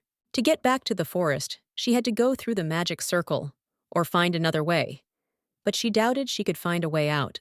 Ariel thought that she might not be able to get out of this room, and the feeling was overwhelming. She felt like a prisoner. He kept watching her, and she couldn't get used to his constant presence. Her freedom was limited, and it bothered her a lot. Ariel was surprised by his growth and asked when he became so big. He used to be small and cute, but now he has changed beyond recognition. Cedric noticed that Ariel seemed to like children and that he had grown up to be more attractive to her. This confused her again. Ariel didn't understand what he meant. It sounded like he was accusing her of something weird, but she couldn't figure out what exactly he was talking about. Cedric claimed he was telling the truth. She had dumped him when he was almost as tall as she was. This was a revelation to her. Ariel began to explain that it wasn't his height, it was his magic. She would rather he never grew up, and that was the only way. She couldn't understand why the conversation had gone in such a strange direction, and tried to change the subject to avoid further awkward moments. She decided that she would not give in to his provocations, because it was all a game, and he was pretending she was not going to fall for his tricks. He started playing on her emotions as if he was crying crocodile tears. But she knew it was a deception to manipulate her feelings. Ariel understood what he was doing, but she couldn't ignore his beauty. Her mind couldn't resist his charms. Despite her desire to be strong, she started thinking about how to calm him down, how to comfort him, how to wipe those tears from his face. It was bothering her, and she didn't know what to do. Suddenly, Cedric asked if he should get rid of everyone. His question was unexpected, and she couldn't understand its meaning. Ariel didn't understand what he was talking about, but Cedric explained that he meant all the little children she liked so much. By this, he meant that by getting rid of everyone younger, he would be able to completely capture her attention. Her gaze would be focused only on him. Ariel felt confused and didn't know what to say. His words stunned her, and she couldn't find the right words to express her feelings. She cried out for him not to do anything rash and to leave the children alone. Her voice was desperate, trying to reach his mind. Ariel assured him that she had no intention of leaving him, even if he thought she did. After that, he hugged her, as if he found comfort in her words. Deciding that was enough for today, he did not do anything else. However, Ariel did not understand what exactly he meant. He wanted to stay, but decided to put it off until tomorrow. He knew he had to tread carefully and promised himself they would figure it out later. Ariel couldn't believe that after all that had been said and done, he would just leave. She was left confused, unsure of how to react. When he came out, he used magic to seal her in the room. The spell was cast instantly, but she failed to notice. Ariel didn't even suspect that there was a spell on the door that kept her inside. She remained in the dark. She had no magical abilities, but she had deep knowledge. However, it was not enough to overcome the barrier. The Emperor thought it best to keep her under strict control so that she would not even think about escaping. Her freedom was limited to a minimum. Ariel was confused. She didn't understand what was happening and why he was reacting so sharply to everything around him. He left without explaining anything, leaving her completely bewildered. She felt lost, unable to find a reason for his behavior. He decided that he would not let her leave again. A plan was born in his mind to make sure that she stayed with him forever. After becoming emperor, Sidi did everything to turn the palace into a cage for Ariel. She was supposed to belong only to him. She would not be allowed to leave, even if she died. She would meet here. He wanted her completely locked within his control. Her tears could flow endlessly, but she would still remain inside this golden cage. At this time, research was underway in the monster forest. Scientists discovered something unusual, but they couldn't figure out what it was. They began to think that it was an ancient seal of great power. However, this was not a task they could solve on their own. They lacked the knowledge and experience to make such a discovery. They understood that an accidental breach of this seal could lead to disaster. The situation became increasingly alarming. It was decided to immediately report the discovery to the Emperor. They reported that a powerful sealing spell had been discovered. The spell bore traces of the work of the great sorceress, Ashildr Research, was halted due to the lack of a mage of her caliber. It looked as if something terrible was about to break out of this seal. The feeling of anxiety grew stronger. The seal resembled a dark hole emitting ominous energy. Meanwhile, the maids were picking out clothes for Ariel in the palace. The head maid personally took charge of organizing her room until another worker could be found. She was temporarily responsible for all her needs. If Ariel needed anything, she was to ask either the head maid or any of the servants. She was given a full list. She was also given a guide to the palace guests, so that she could orient herself to her capabilities. After wishing them good night, they left. Ariel studied the manual and realized that she could only visit the designated places. She was overcome by the thought that her freedom was limited. She began to wonder if he was trying to lock her away for good, but she decided not to jump to conclusions so as not to worry in advance. When she started reading the manual, she was surprised to notice that she did not understand what was written. The language was completely unfamiliar to her. She felt irritated. She did not understand how it was that the language she had used before was no longer available to her. The new alphabet and changes in language came as a complete surprise to her. The world around her changed while she was in the forest. Civilization had moved forward, and now it could not adapt to the new reality. The reason was its isolation from society. The book she received was written in an ancient language that had long since lost its relevance. This explained her confusion. Sidi, as a member of the imperial family, was taught modern scripts, but Ariel did not know even the basic elements of the new language. She realized that her knowledge was a thing of the past, and now she looked illiterate. This was especially humiliating for her. The great sorceress, renowned for her intelligence, was now unable to read simple text. This was a heavy blow to her. It was a total disgrace. Ariel decided to ask the maid for help, but she didn't even know how to explain her problem. She considered how best to express her thought, so as not to be misunderstood. It was not easy for her to admit her weakness. Perhaps she should have simply said that she couldn't read the language, but she was afraid that would put her in an awkward position. She knew other languages, but this one was beyond her reach. Trying to explain herself, she searched for the right words to avoid misunderstandings. Approaching the alphabet table, she began to decipher the symbols. It seemed to her that with each step, she was getting closer to understanding. But the maid suddenly screamed, forbidding her to touch this thing. Her reaction was sharp and categorical. The maid probably thought Ariel wasn't polite enough to understand the rules, but she never explained why the item was forbidden. Ariel, in turn, decided to clarify why this was so important. Her question sounded calm, but with a hint of bewilderment. The maid started shouting that this was the legacy of the kingdom of Arundel, which existed 1,000 years ago. And they say that these ornate and wise records were left by the great sorceress Ashildr. She said that it was a very precious relic and didn't understand what they would do if a treasure of that level was damaged. The girl was shocked to learn that 1,000 years had passed, and her work was now called Wisdom, and he was called a relic. This left her in complete shock. Ariel said that this is not the case at all, and she stated with complete confidence that this is clearly not true. She is sure that the situation is far from what it is presented as. Everything turned out to be much simpler, since it turns out that she is that very Ashildr, and she has something interesting to tell. These mysterious writings that were on the walls were random drawings made out of boredom during magic lessons. They meant nothing. Ariel sighed and didn't know where to start, not understanding how to explain the whole situation to her, because it was completely ridiculous. It had been a whole 1,000 years since the world had nearly been destroyed. And if that was true, then the maid had been mistaken in her statements. The maid expressed dissatisfaction, claiming that she had a limit to her rudeness, despite the fact that she was not familiar with the rules of etiquette. She was shocked that she had been so poorly received and could not understand why she was being met with hostility. It was a real blow to her. The maid clearly relaxed, and Ariel believed that if a servant allowed herself to raise her voice, it meant she did not understand boundaries. The woman loudly declared that they were responsible for the relic that was kept in the imperial palace, and everyone who did not understand anything should listen to her. Ariel was surprised by this, noting that the maid's mannerisms were completely strange and ridiculous for a servant in such a palace. Ariel noted that she wondered who taught these maids to look down on guests like that without showing proper respect. The atmosphere suddenly changed, and the maid's gaze became arrogant like that of a high noble, which looked very strange to Ariel. The maid couldn't understand why she was so tense, because she considered Ariel to be some kind of country bumpkin and didn't expect such behavior.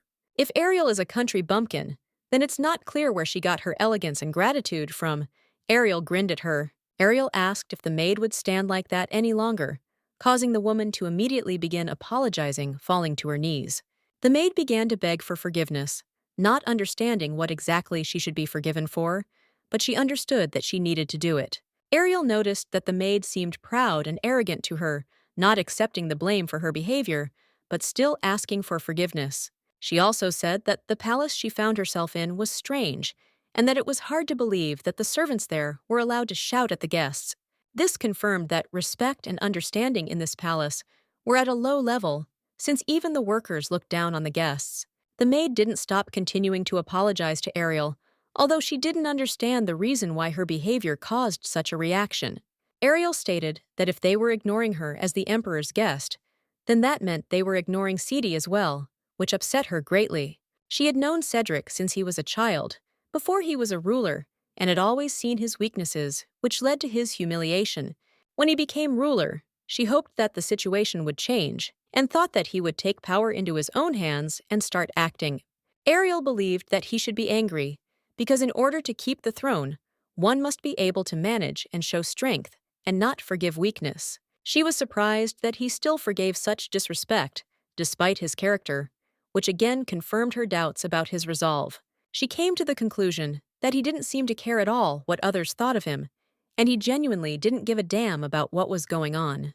At that moment, the emperor approached them, noticing Ariel, and asked what was going on, not understanding what had led to this situation. He noticed her among all those present, and immediately realized that she was clearly unhappy about something, which drew his attention to what was happening. Cedric took off his jacket and put it on Ariel, saying that she shouldn't go out in pajamas because it doesn't meet the standards. However, Ariel began to argue with him, claiming that it was not that important at the moment, and that there were more important issues to deal with. She noticed that the services in his palace were completely out of line with her expectations, and they clearly did not meet the standards of decency.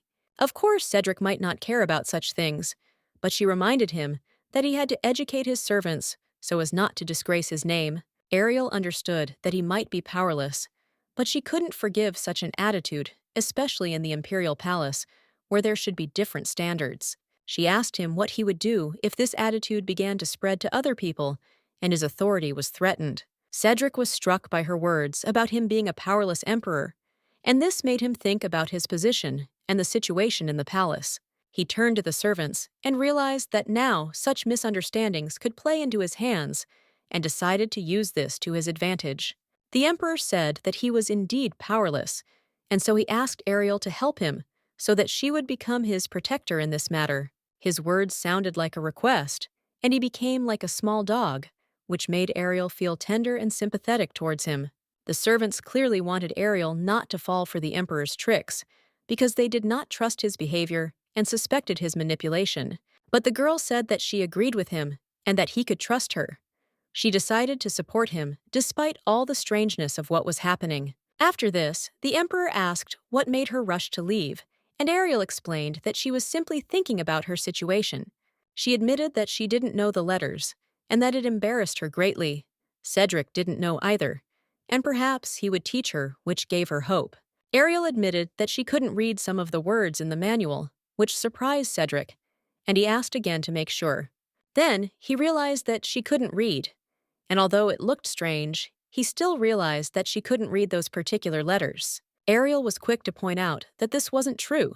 She just didn't know the letters, but she still hoped that he would stop looking at her with that smile. She expressed her displeasure when she noticed that he continued to look at her with a smile as if it was some kind of joke, even though she knew the Arendal script. Cedric repeated that Ariel was illiterate, which irritated her because she thought it was supposed to be a joke and not the truth. She understood that before he would have done everything for her, but now he laughed at her literacy, which showed his easy attitude towards her problems. She said that if he really wanted her to learn, he should do the same as before and teach her a new language. But Cedric replied that she had left him, and now it was not so simple, which made Ariel a little confused. The girl said that he could teach her again, but Cedric replied that she had already left him, and this was a real disappointment for him. After Ceddie told Ariel that she didn't have to study, she was horrified. She couldn't believe her ears and asked repeatedly, trying to understand what was happening. In response, the emperor said that the only way out was to rely on her. He strongly recommended that the girl go and rest, giving her time to think. He also noted that it would be better if she simply stayed where she was, and did not bother him, a decision that seemed most reasonable to the emperor at the time. The emperor closed the door behind her and left her in the room. Ariel's scream followed him, calling him an ungrateful bastard, in rage, not holding back her emotions. Ariel was sure that there was a misunderstanding. She thought that the emperor had no power, and was worried about it, considering him weak and incapable. At this point, they wondered whether they should explain the situation to her. However, the emperor believed that explanations were useless, since Ariel would not take it seriously anyway. Cedric knew that Ariel was an unusual person. She had an energy that could make many people bow down, and this caused him some concern. He sensed something sublime about her that was at odds with her appearance. It was as if she was used to standing above everyone else, confident in her own strength. Cedric knew from the start that she was special. Perhaps her status was much higher than he initially thought, although it was hard to notice as a child. He was shocked that the maid dared to insult her. It was a surprise to him because he knew that her position was much more than a simple servant. The woman quickly justified herself, stating that this was not so. She claimed that she was only trying to explain something to the guest, but her words had no power in front of the emperor. The emperor was furious. He was outraged that the maid did not listen to Ariel's words, ignoring her importance. He did not understand how she could do such a thing. He brought her as a future empress, expecting respect, and the maid did not show it. The woman confessed that she had committed a mortal sin, realizing her mistake. The emperor calmly remarked that if she admitted her guilt, she must be punished. His words left no room for doubt, and the maid understood what awaited her. The woman began to scream and beg for mercy, hoping that she could be forgiven. She fell before the emperor, but he remained cold and silent. She begged for forgiveness, but the emperor remained silent. Everyone present remained silent, and the atmosphere grew increasingly tense. No one knew what to do in this situation. The emperor noticed that it was too noisy and said that re-education was necessary. He felt an aura of disrespect towards Ariel and could not ignore it. Batman promised to look into the matter, and the palace was soon in total disarray. Everyone was at a loss as to what would happen next. The emperor brought a woman who was introduced as being from the Circle of Magicians. She was sloppily dressed with tangled hair, but her presence was not accidental. She looked dirty and disgusting, but since she was brought by the emperor, it meant that her position was important in some way. This caused surprise and bewilderment in everyone. The woman did not have a proper upbringing. She could not read, did not know even the most basic things, which caused even more bewilderment among those around her. Many did not understand how she was able to seduce the emperor. It was a real shock for everyone because they believed that the emperor preferred noble women and noble ladies. Rumors began to circulate around the palace that the emperor preferred women with dirty hair and sloppy clothes. These rumors quickly spread among the people. The emperor was known for his unusual preferences. He seemed to avoid beautiful women, choosing those who were not up to par in appearance. Rumors about the emperor's preferences spread rapidly. Some condemned his choice, while others were simply puzzled. It became a topic of discussion in the palace. Boutique designer Laurier greeted Ariel and introduced herself. She offered to create the most stylish and fashionable dresses for her, starting with taking her measurements. Ariel was confused and didn't understand why this was necessary, especially so early. She didn't know how to react to a proposal that seemed completely unnecessary to her. The emperor said that Ariel needed clothes for life in the palace. He insisted that she quickly choose several outfits for different occasions. However, she was against it, saying that she had enough ready-made outfits and did not need to waste time on new ones. She was sure that she did not need anything special. The emperor, however, did not agree with this, and the maid began to talk about finally seeing the girl from the rumors. This again attracted the attention of everyone present. The designer suggested focusing on choosing designs from the brochures. She suggested that Ariel choose the ones she liked, so that they could create something in her style. They suggested creating something modern that would suit her taste. Modern dresses were very different from those worn in the past. The designer began discussing what colors would suit her look, for example, for black hair or golden eyes, which Ariel had. She also suggested considering popular colors. Lace has become popular lately, and the designer suggested using it in the design. Suddenly, the emperor said that Ariel likes the color red, which surprised everyone. Ariel was surprised by his words. The designer also looked at the emperor with bewilderment, not knowing why he decided this for her. Ariel felt even more uncomfortable. Of all the flowers, Ariel preferred the hydrangea.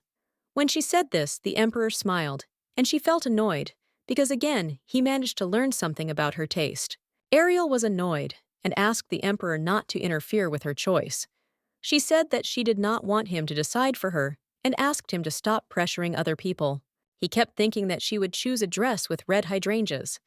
She was surprised and asked him how he could know her preferences, and he just smiled. Ariel was shocked when she learned that he was actually going to order a dress of his own design. She was sure that the emperor was trying to create expensive trash. Ariel asked him to stop interfering and leave the matter to the professionals. She was sure that they would do everything right without his unnecessary interference. The emperor tried to say something else, but Ariel would not listen to him. She was determined and said that she would not tolerate any objections from him. The maids began to comment on their conversation. They jokingly remarked that it sounded like a command for training a dog, which made them smile, although not without some bewilderment. They did not feel embarrassed, but decided that such thoughts were best left behind. After all, no one should treat the emperor as some kind of pet. Although it looked like Ariel considered him a pet, the emperor didn't mind at all. He simply accepted her attitude towards him, which suited him. Rumors quickly spread among the palace servants and courtiers. Everyone began to discuss the strange relationship between the emperor and Ariel, considering it something unusual. One of the servants remarked that the emperor really did resemble an obedient puppy, and this did not cause him any objections or embarrassment. Everyone began to suspect that Ariel might be his owner, although no one dared to say it out loud. The idea seemed too unusual for them. Rumors about the palace continued to spread. Everyone was talking about how the emperor was under the control of his mistress in this place, and this surprised everyone. These rumors quickly spread, and people began to discuss Ariel and the emperor's relationship. This happened more than once, and the second wave of rumors seemed even louder. Ariel realized that all this could drive her crazy. Her attitude towards the emperor became more and more strange because she treated him like a child. Ansel noticed that her behavior was increasingly reminiscent of a relationship with an animal. Everyone began to perceive her as an illiterate woman who could not even read. Ariel didn't understand where such rumors were coming from. She was becoming more and more like a trainer, and it made her think about running away from this place. She began to think about escape, not knowing how to get out or where to go. She decided that the only option was to hide as quickly as possible. She had no money and could not go anywhere, but she decided that before escaping, she needed to see the magic circle in the palace to understand how it worked. The emperor was surprised to hear her request. Ariel noted that he knew she could not use magic as her power was too weak for it. Cedric thought about it and agreed, noting that her desire to test the magic circle was quite logical. He offered to show it to her if she was really interested. Ariel was surprised, but agreed. She wanted to look at the magic circle to assess its condition, even knowing that she couldn't use it. The emperor agreed and said that he had something he wanted to show her. It sounded mysterious, and she couldn't help but feel curious. Ariel didn't understand what was going on. She was confused by how the palace was turning into something like a forest of monsters, and she couldn't figure out where all this was coming from. She didn't understand at all what was happening in the palace. There were many questions in her head, and she tried to figure out what kind of strange place had become her new reality. The emperor noticed immediately that the monster recognized him as soon as their eyes met. His reaction left no doubt, not just recognition, but a deep connection as if the past had come to life in an instant. In the midst of the raging fire, the emperor went to the tree around which the battle was raging. He tried to calm it, speaking carefully as if he were communicating with an ancient spirit living in that old trunk. After everything that happened, they hugged and the monster visibly relaxed. Having taken the core, he shared his magical energy. Now, thanks to their connection with the forest, the idea of having them guard the palace's magic circle seemed especially good. 9. Ariel couldn't understand what this monster saw as so valuable in that guy, who kept throwing lightning and meteorites, creating chaos and destruction around him.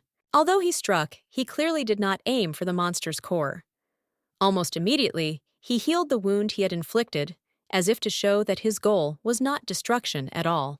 Gradually, Ariel realized that there was a long-standing friendship between them, which had connected them since childhood. However, it must be admitted, they really succeeded in protecting the circle. No one dared to approach, because the very thought of it caused fear in everyone. This circle, connected to the forest, was located south of Arundel, hidden from prying eyes, but important to their magical world. Since the circle was now here, it became apparent that the imperial palace was built on the site of the old kingdom, which helped Ariel figure out their current location. However, she still could not understand why the circle ended up in the palace. After all, its coordinates were fixed, which meant that transfer was simply impossible. This circle was believed to be an ancient relic once found in a simple farmer's field. Several generations ago, the emperor built a palace near it to study its magical properties. Ariel concluded that this emperor must have been very into magic. He was most likely a rich fanatic, ready to do anything for the sake of his research. Cedric noted that no one had ever found out the purpose of this magic. So the circle was abandoned, and he accidentally ended up in the forest where their paths crossed. When he looked at her, Ariel felt slightly embarrassed, realizing that he was probably remembering their past. She explained that time passed differently in the forest. However, despite the passage of millennia, it looked much better than she could have expected. Over these thousands of years, the circle continued to operate as if it were protected from destruction, remarkably surviving to this day. She was curious about what kind of magic was behind this preservation. She assumed that it was a spell that was not created by her, but by someone else. The magic apparently belonged to the wizard Akelnar, a colleague in the laboratory in the forest with whom she had once shared her research space. She wondered if she should ask him what formula he had used. His spell was still active, even after 1,000 years. Cedric added that he had not noticed many of the oddities of the forest before, although now they seemed obvious. The forest was filled with magical anomalies, such as a house that always remained clean with food and comfortable conditions recovering from destruction. Ariel didn't immediately understand what he was talking about, but she became increasingly convinced that the forest really was full of mysteries. The house seemed to have a spell of status quo. Even Ariel herself did not age, no matter how many years passed. She remained the same as the day they first met, as if time had stood still for her. However, Cedric was growing up and getting older, which put Ariel in an awkward position because she didn't know what to answer. The magic of the forest seemed to hold back time, and it was clearly connected to a powerful sorceress named Ashildr. Despite her lack of magical powers, Ariel was extremely skilled in magic and spells, causing Cedric to doubt her true identity. There were times when he suspected that Ariel was Ashildr, although she herself never confirmed it. Since then, he has been searching for information about the mage Akelnar, who, as it turns out, was active around the same time as Ashildr. Akelnar left behind only a few materials, but they were enough for Cedric to understand the differences between the two archmages' legacies. However, Akelnar's magic was also linked to the forest, which raised even more questions. Ariel, confused, asked if this was really true, since her companion was a man named Daniel. Daniel was the owner of the shirt that Cedric found, adding a new mystery to his investigation. He began to suspect that Akelnar and Daniel might be the same person, which shocked Ariel. It became clear to her that he had already unraveled her secrets. Her connection with Ashildr and Daniel, now he was waiting for her reaction. In order not to give herself away, the girl decided to pretend, but Cedric switched to something else. He said that Ashildr and Akelnar were possibly lovers. When he asked her opinion, Ariel brushed it off, calling his theory madness and a huge mistake. She couldn't understand how rumors could distort the facts so much. This version of events seemed absurd to her. In fact, Akelnar, like Daniel, was her brother, which made the rumors even more ridiculous. Ariel was praying in the temple when she suddenly felt something strange, like an ominous energy was gathering around her. It was a prophecy. She felt an ominous aura hanging over the imperial palace. Few could believe that the cold and distant emperor would ever communicate with a woman, but rumors grew. On the training ground, they discussed ridiculous stories about how this woman would become an empress. Ariel met Lady Violet, a saint who heard the voice of God and was a candidate to become empress. Lady Violet was shocked by the emperor's decision to choose someone else, realizing that the palace had begun to change. Daniel Akelnar Lauderdale Arundel was known not only as Prince Arundel, but also as a powerful archmage. He was the eldest of their family, 2 years ahead of his sister. They looked like ordinary brother and sister. The only thing that made them stand out from the crowd was their incredible genius in magic. They both reached the heights of mastery and became archmages, whose abilities amazed even the most experienced sorcerers. The brother and sister devoted all their free time to magical entertainment, playing with fire and water. Daniel often used hellfire, while his sister preferred to summon snowstorms. Their games resembled duels between two great magicians competing in the skill and power of their spells. However, these games often turned into something more than just a demonstration of abilities. Despite their affection for each other, the sister was irritated by her brother's actions. She often gave in to her emotions, and then not only magical blows were used, but also physical ones. Often these arguments ended in a fight, and one day the she-bear, as she was sometimes called, attacked Daniel again. He could not understand what was so annoying to her and why she was constantly pulling his hair. The girl screamed, accusing her brother of stupidity, since in her opinion, using the hellfire of the 6 circles was not just a mistake, but outright madness. Their arguments quickly escalated into full-on hand-to-hand combat until someone intervened to break them up and end yet another conflict. Usually, it was their sister, Serenula Shella, Elsbeth Arundel, the crown princess of the kingdom, who would sternly question why two magically gifted people were constantly fighting over their powers. Serenial did not simply interfere, but also established order. She punished them by sending them to prison for 3 days, so that the brother and sister had a chance to realize their mistakes and reflect on their behavior. Despite their unusual abilities, their quarrels seemed quite ordinary. The older sister acted as a peacemaker, and their family had a hint of the mundane mixed with magic. But in the future, these moments were just memories. She would never see them again. The emperor looked at her silently, not revealing his thoughts. Then he decided to find out who Akelnar and Ashildr were to each other. This question troubled him, and he wanted to know the truth. When Ariel heard his words, she exclaimed that she knew nothing about it. She tried to steer the conversation away by suggesting that he look for answers in the notes. She was irritated that the emperor continued to pester her with questions Ariel asked him to stop, but she knew he wouldn't back down that easily. She began to realize that the situation was becoming dangerous for her. The emperor had clearly noticed something, and it could lead to undesirable consequences. In the forest where she was with a man named Daniel, she realized that the emperor had guessed the truth. Daniel and Akelnar were apparently the same person. Moreover, he could reveal her secret, that she was Ashildr. The thought of this terrified her because she did not want anyone to know about it. 1,000 years passed, and Ariel became someone who lived for centuries. Despite this, she did not want to be considered an old woman. Although it seemed like a small thing, it was important to her. Her past was too painful, and she couldn't stay where it could come out. Ariel decided that the best thing for her to do was to leave the imperial palace and return to the forest. There she felt safer knowing that the familiar environment would protect her from danger. However, Ariel knew that leaving the palace would not be easy. The emperor would hardly agree to let her go without objections, and perhaps would even try to prevent her from leaving. She began to think about how to bypass his plans and avoid unnecessary conflicts. After weighing her options, Ariel decided to try to resolve the situation verbally. She believed that open conversation could ease the tension. Perhaps if she explained her intentions, the emperor would stop putting up barriers. But when Ariel opened the door, she suddenly saw the emperor standing right in front of her. He was standing there as if he was waiting for her to come out. His voice was calm, but it was obvious that he was surprised by her quicker reaction than expected. Ariel was startled, feeling uneasy under his intense gaze. She exclaimed that he was too persistent, hinting at his stubbornness. She found it incredible that he had stood patiently outside the door all this time. The emperor, without losing his composure, replied that he was waiting for her to calm down and be ready to talk. Upon hearing this, Ariel said bluntly that she had decided to return to the forest, not wanting to remain dangerously close to the palace. She also added that she had no intention of blocking the magic circle that would allow the emperor to visit the forest at any time, thus making it clear that she had no plans to hinder his possible visits. The emperor considered her words.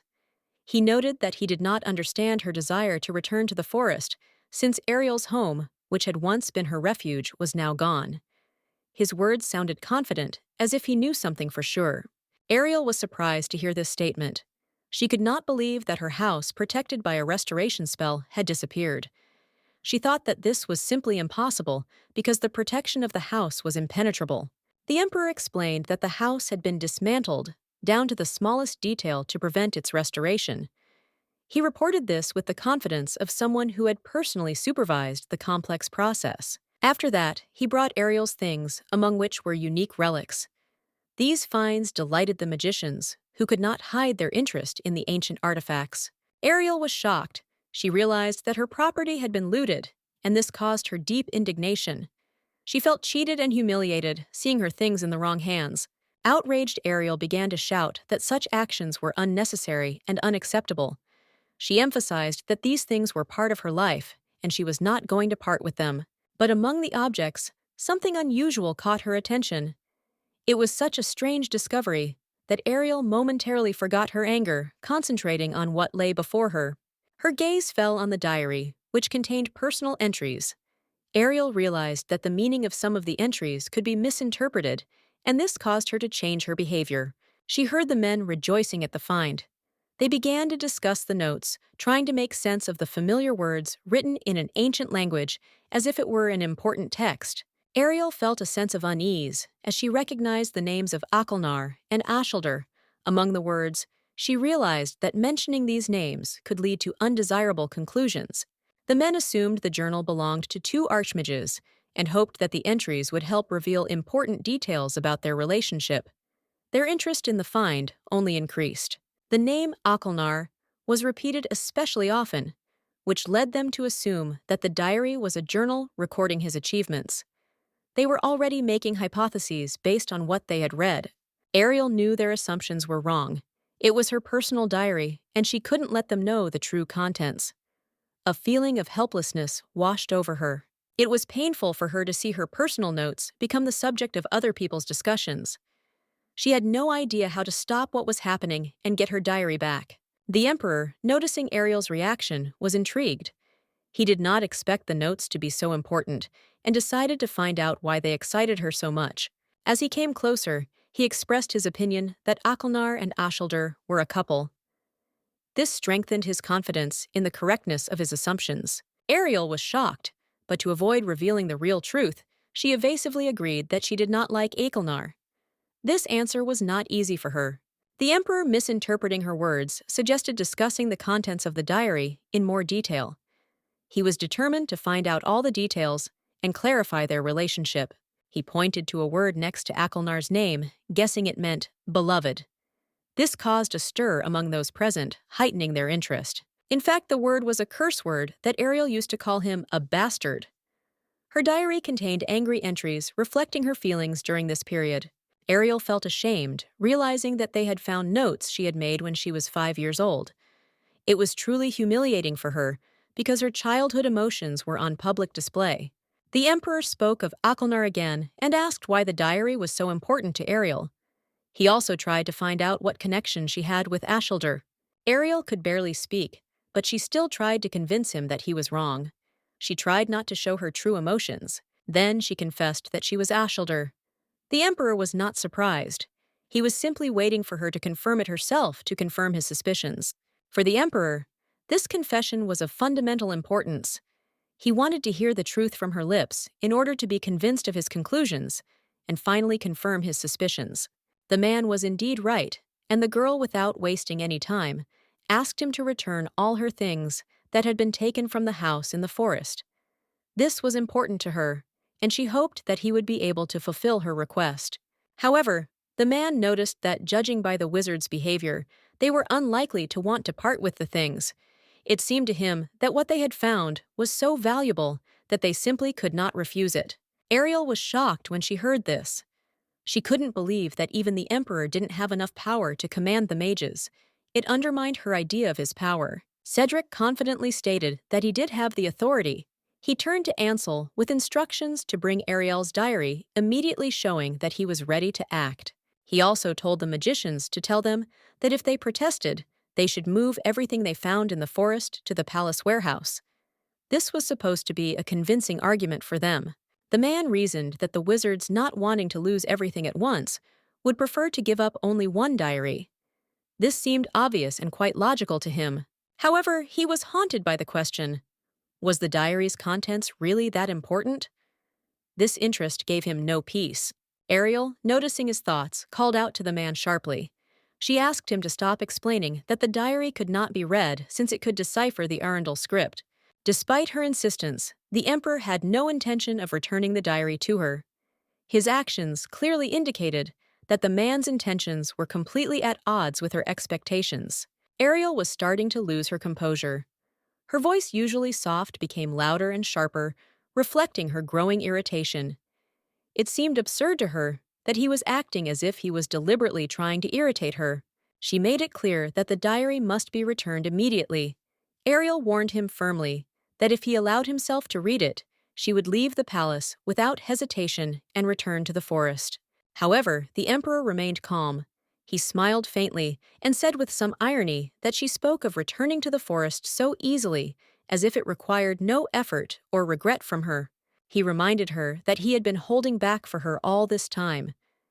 It had been 10 long years since she had left, and the pain of it had not faded. Every mention of it was painful to him, but he believed that it was worth continuing to endure for her sake. Then, many years ago, in despair over the loss of the connection between the magic circle and the forest, he made a risky decision. Despite all the dangers, he went into the forest himself. It was an attempt to return what was lost. Although he understood that he could face insurmountable obstacles, he searched for Ariel, driven not only by the desire to bring her back, but also by a firm determination to destroy anyone who would help her. If he encountered her supporters, he would destroy them all without hesitation, certain that this was the only way to solve the problem. For the emperor, things that did not belong to him did not deserve to exist. Destroying them would be the right thing to do. This conviction became part of his nature, and he believed that it was better to erase everything completely. This approach was obvious to him. Disappeared things leave neither memories nor bitterness. They simply disappear, freeing the mind and heart from unnecessary torment. He was sure that it was easier to live this way, avoiding unnecessary emotions and regrets about the past. These thoughts had once filled his mind completely.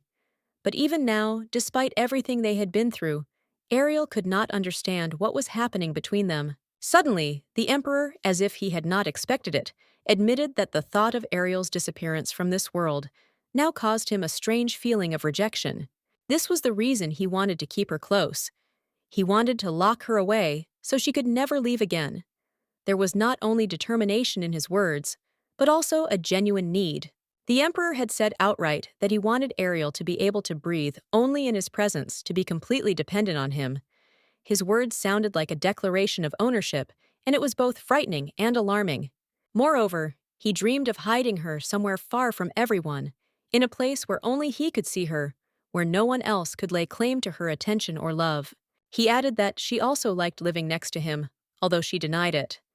At the same time, he asked her not to anger him, as if he wanted to preserve the fragile balance that connected them. In his opinion, after such a long patience, he deserves not only understanding, but also a reward.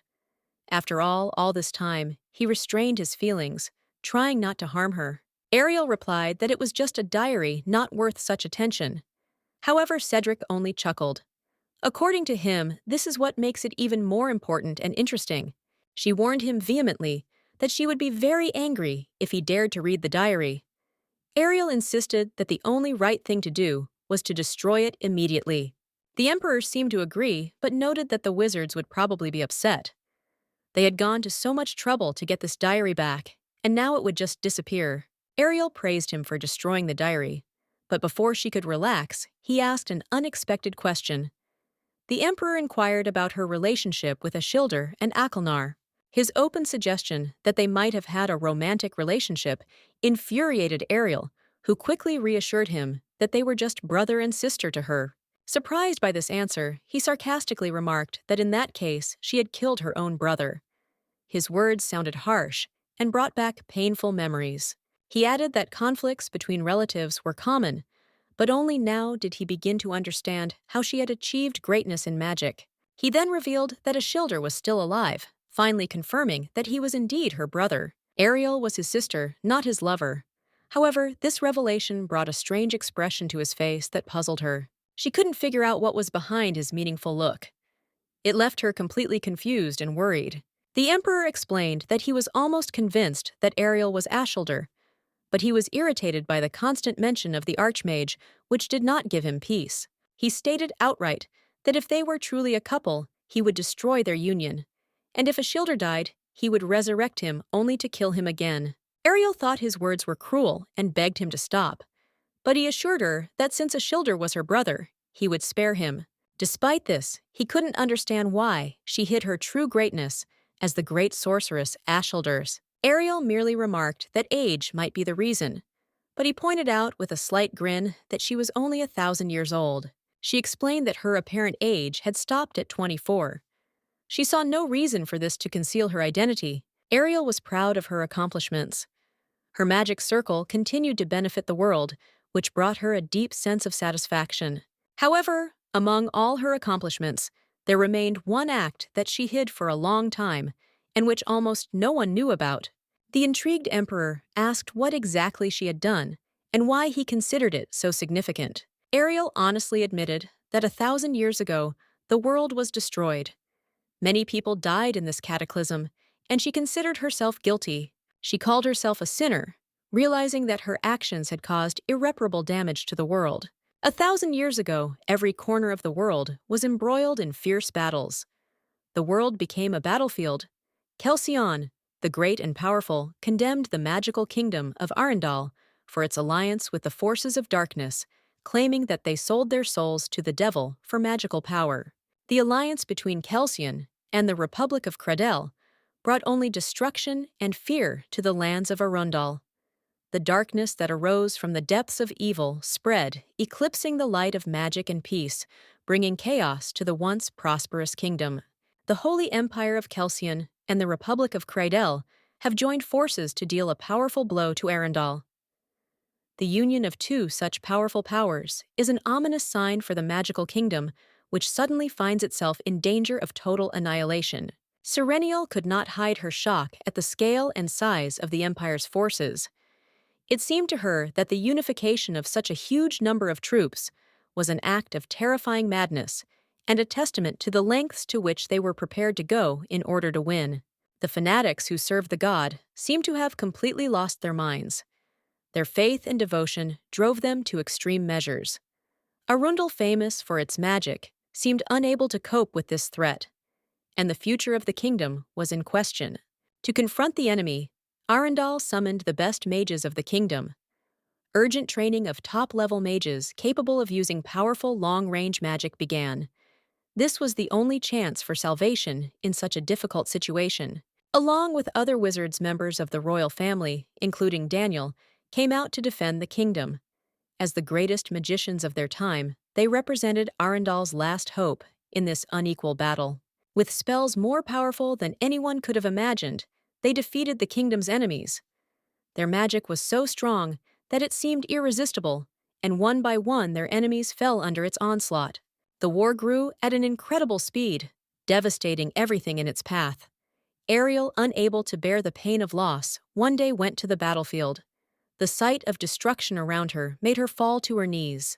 Before her eyes was a picture of complete devastation. Nothing was left. No houses, no people, no hope.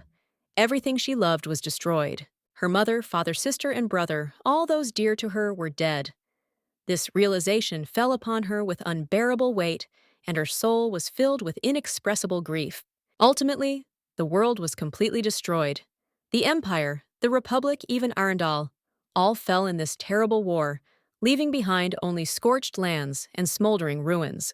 Every living thing perished, as if burned in the unquenchable flames of war. However, Ariel could not believe that this had to be so. She felt that all this was wrong. Her mind couldn't understand why everything had happened this way. Why had everyone left her alone? Despair filled her, and she began to cry bitterly like a child who had lost everything. Ariel couldn't find an explanation for what was happening. Why was fate so cruel to her? Why did she have to witness such horror? These questions tormented her soul. She blamed herself for what had happened. All the troubles, destruction, and loss, all of it she felt was due to her actions. In despair, she screamed, blaming herself. Left all alone, Ariel sank into grief. But after a few days, she suddenly saw a strange gate, shining with a mysterious light in front of her. It was the gate of change. Only after she lost everything did she realize that everything that had happened was part of someone's elaborate ruse. Forces from another dimension were using her and her world to achieve their own goals. Ariel realized that the god Kelsion, worshipped by the fanatics, existed in another dimension. His influence was spreading to her world, causing destruction. She also realized that opening the gate had played into their hands. This thought caused a flash of rage in her, and she felt a burning hatred for those who had used her so cruelly. Gathering her will into a fist, she vowed to destroy all possibilities for these forces to interfere in her world. Ariel decided to block not only the gates, but also any means of penetration. With incredible effort, she sealed the gates of change. The connection between dimensions was severed, and the path for beings from another world was closed forever. Sealing the gates took away all her magical powers. Left exhausted, she spent several days in the forest struggling to overcome her loneliness. The forest became her refuge. This time was a test for her, but she survived, managing to close the path for alien dimensions to her native lands. Her tenacity and fortitude allowed her to endure everything despite the pain and suffering. Her desire to protect the world and take revenge became her driving force. Now, after some time, she could admit one thing. Her actions led to disaster. Ariel felt guilty for the destruction of the world. She told Cedric that she was a sinner because it was her fault that the world was destroyed. Now she wanted to atone for her guilt by going into the forest. Ariel intended to stay in the forest, pray for the salvation of the world, and ask for forgiveness from everyone she had unwittingly betrayed. She decided to devote herself to prayer, wishing for this world to find peace and prosperity again. Her faith in redemption was boundless. The Emperor, struck by her words, asked again, does she really consider herself guilty of the destruction of the world, and because of this wants to go into the forest? He sighed, trying to understand her motivation. Ariel seemed mysterious to him, but he respected her choice. Cedric admitted that he did not want to let her leave the palace, but he knew it was inevitable. He could only accept her decision. He instructed his advisor Ansel to prepare everything necessary for her departure. However, he still had his own plans for farewell. Cedric said he wanted to show her something special before she left the palace. Ariel, however, couldn't understand what exactly he was talking about. He wanted her to see the world outside the palace, the lands she thought were destroyed. This was his way of opening her eyes. When Ariel, still confused, found herself in the carriage, she did not quite understand where she was being taken. Everything that was happening seemed unexpected to her. Cedric assured her that they were going to a good place. The girl, however, was suspicious, which made him smile. She noted with irritation that she had literally been kidnapped. But at that moment, her attention was drawn to the amazing view outside the carriage window. Stunning views opened up before her eyes. She was amazed by the beauty of the road, the strength of the buildings, and the liveliness of the streets. Everything around spoke of prosperity. The roads were well maintained, the buildings looked magnificent, and the streets were full of life. Every part of the city, wherever she looked, was in good condition. Ariel realized that the world had changed a lot. These changes came as a complete surprise to her. She couldn't believe that everything looked exactly like this. When the carriage stopped, she realized that their journey had come to an end. Something important was waiting for her. The operator, without turning around, told the girl to follow him. His words sounded decisive and commanding, leaving no doubt about the need to obey. The girl, slightly embarrassed by what was happening, began to carefully exit the carriage. Before her stood a majestic building that was impressive in its architecture. Tall columns, glittering windows, and exquisite details of the facade spoke of wealth and power. The girl paused for a moment, amazed by the view. The Emperor's visit was a great honor for the locals, and they wanted to show their respect. To show them their best, they ushered the guests into the most luxurious upper room. This care and attention to detail showed the importance of the moment for all present. Ariel, entering the hotel, could hardly hide her surprise. She was shocked by the fact that the Emperor had decided to show her this particular place. She had expected something else, but she could not have guessed that his goal was the hotel. The Emperor, noticing her confusion, explained his choice. He said that the upper floors offered the most breathtaking views of the city. It was here, in his opinion, that one could see the true beauty of this world. The long-awaited moment had arrived. The Emperor confidently declared that the time had come. Now everything he wanted to show would be revealed to Ariel. He directed her to the panoramic windows from where the entire city was visible. The Emperor turned to Ariel with enthusiasm, inviting her to see the majestic city. His pride in the place was palpable. He wanted her to share his admiration. The girl felt confused. She could not understand anything until her gaze fell on a strange magic circle glowing nearby. It was an unusual and fascinating sight that caused her great surprise. Her shock increased when she saw a vehicle in the sky hovering above the ground. It was not a carriage, not a bird, and not a dragon. A machine flying in the air seemed completely impossible to her. The emperor explained that this was an airship, one of the greatest achievements of their time. These devices were regularly used to deliver supplies and became a symbol of progress and technology. He also said that the creation of airships became possible only recently. After much research, scientists managed to develop a new fuel that could keep them in the air, which was a real breakthrough in engineering. The emperor suggested that Ariel take a closer look at the world around her. He explained that many similar airships and other technologies had been created. All this was proof that the world was continuing to evolve. He stated emphatically that the world was much bigger and stronger than she believed.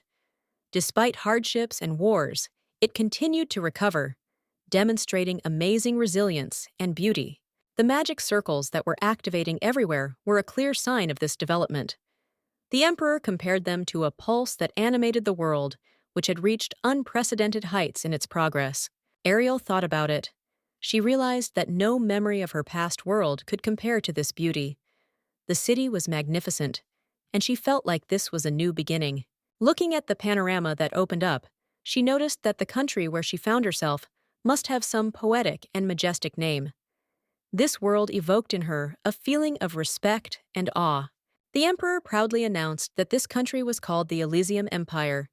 It was created through the union of science and technology, which made it unique and powerful. Although the combination of science, magic, and technology sounded unusual, Ariel felt like she had heard the motto somewhere before.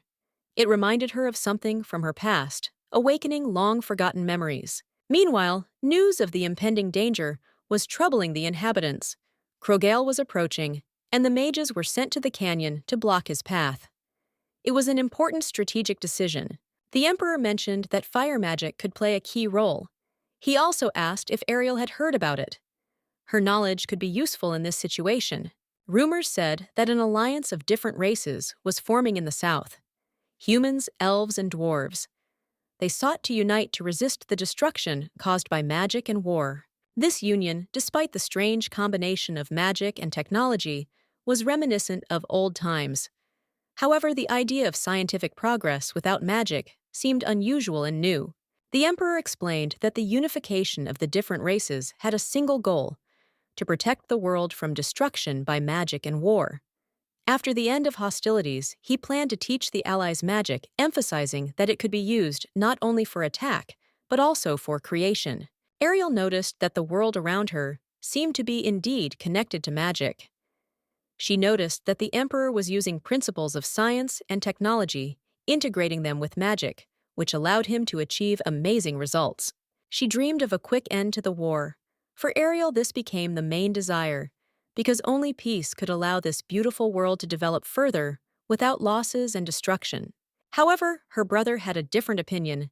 He believed that despite the dreams of peace, they needed to focus on the present, as current events required their full attention and effort. As the world was engulfed in war, a small spark of hope emerged, a small union emerging amidst chaos.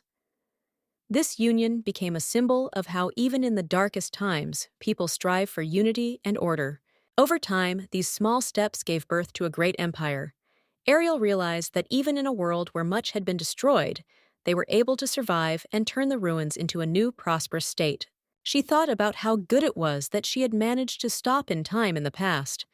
Her actions then had played an important role, and now she could watch this world continue to grow and develop. Sealing the gates of change was the key decision that prevented other worlds from interfering, allowing the world to maintain its uniqueness and develop in its own way. Ariel's 1,000 years of dedication to protecting the gates were not in vain. These efforts helped create an amazing world filled with beauty, life, and progress. Although it may have seemed futile on her part, the results were beyond her expectations. Ariel marveled at how far magic and technology had come, and was glad that this world continued to exist. Tears welled up in her eyes as she realized the true beauty of this world. Everything she saw around her, made her proud and touched her to the depths of her soul. The emperor, seeing her tears, approached her gently, took her face, and began to wipe away the drops running down her cheeks. His gesture showed genuine concern and understanding of her feelings. He told her that he was the master of this magnificent world and offered to stay by his side so that together they could watch this world grow and prosper. The emperor confessed that he wanted to look into the future with her. He wanted her to share with him the joy of watching the development of the world of which he was so proud. Taking a step forward, Cedric kissed her hand tenderly and asked her to become his empress. His voice was soft, but there was a deep sincerity and determination in it. Ariel, confused by his proposal, quickly removed her hand. She explained that they could not be together. Their worlds and time were too different for them to be able to unite in the future. She explained that time flows differently for her and her forest. What seems like centuries to them flies by in a few days for her. This makes their future together impossible. However, Ariel admitted that if she stayed here for a while, nothing bad would happen to the gate. She wanted to admire this wonderful world that had enchanted her for a little while longer. She remembered that maybe she should stay here for a while without marrying Cedric. She wanted to understand this world better before making such a big decision. But life in the palace turned out to be boring for her. Ariel realized that she simply had nothing to do within these walls. Waiting and loneliness became her constant companions. While Cedric was busy with imperial affairs, she had no one to talk to or have fun with. She understood that his work was important, but she still felt abandoned. It was hard for her to move around alone, as the terrain was unfamiliar, and she didn't know the language. Ariel thought that perhaps she should have forgiven past grievances, as it was even harder for her without support. Without her, everything seemed empty and lifeless. It seemed that this silence and loneliness would continue until she found a personal maid who could help her settle in. Her only entertainment was watching people pass by.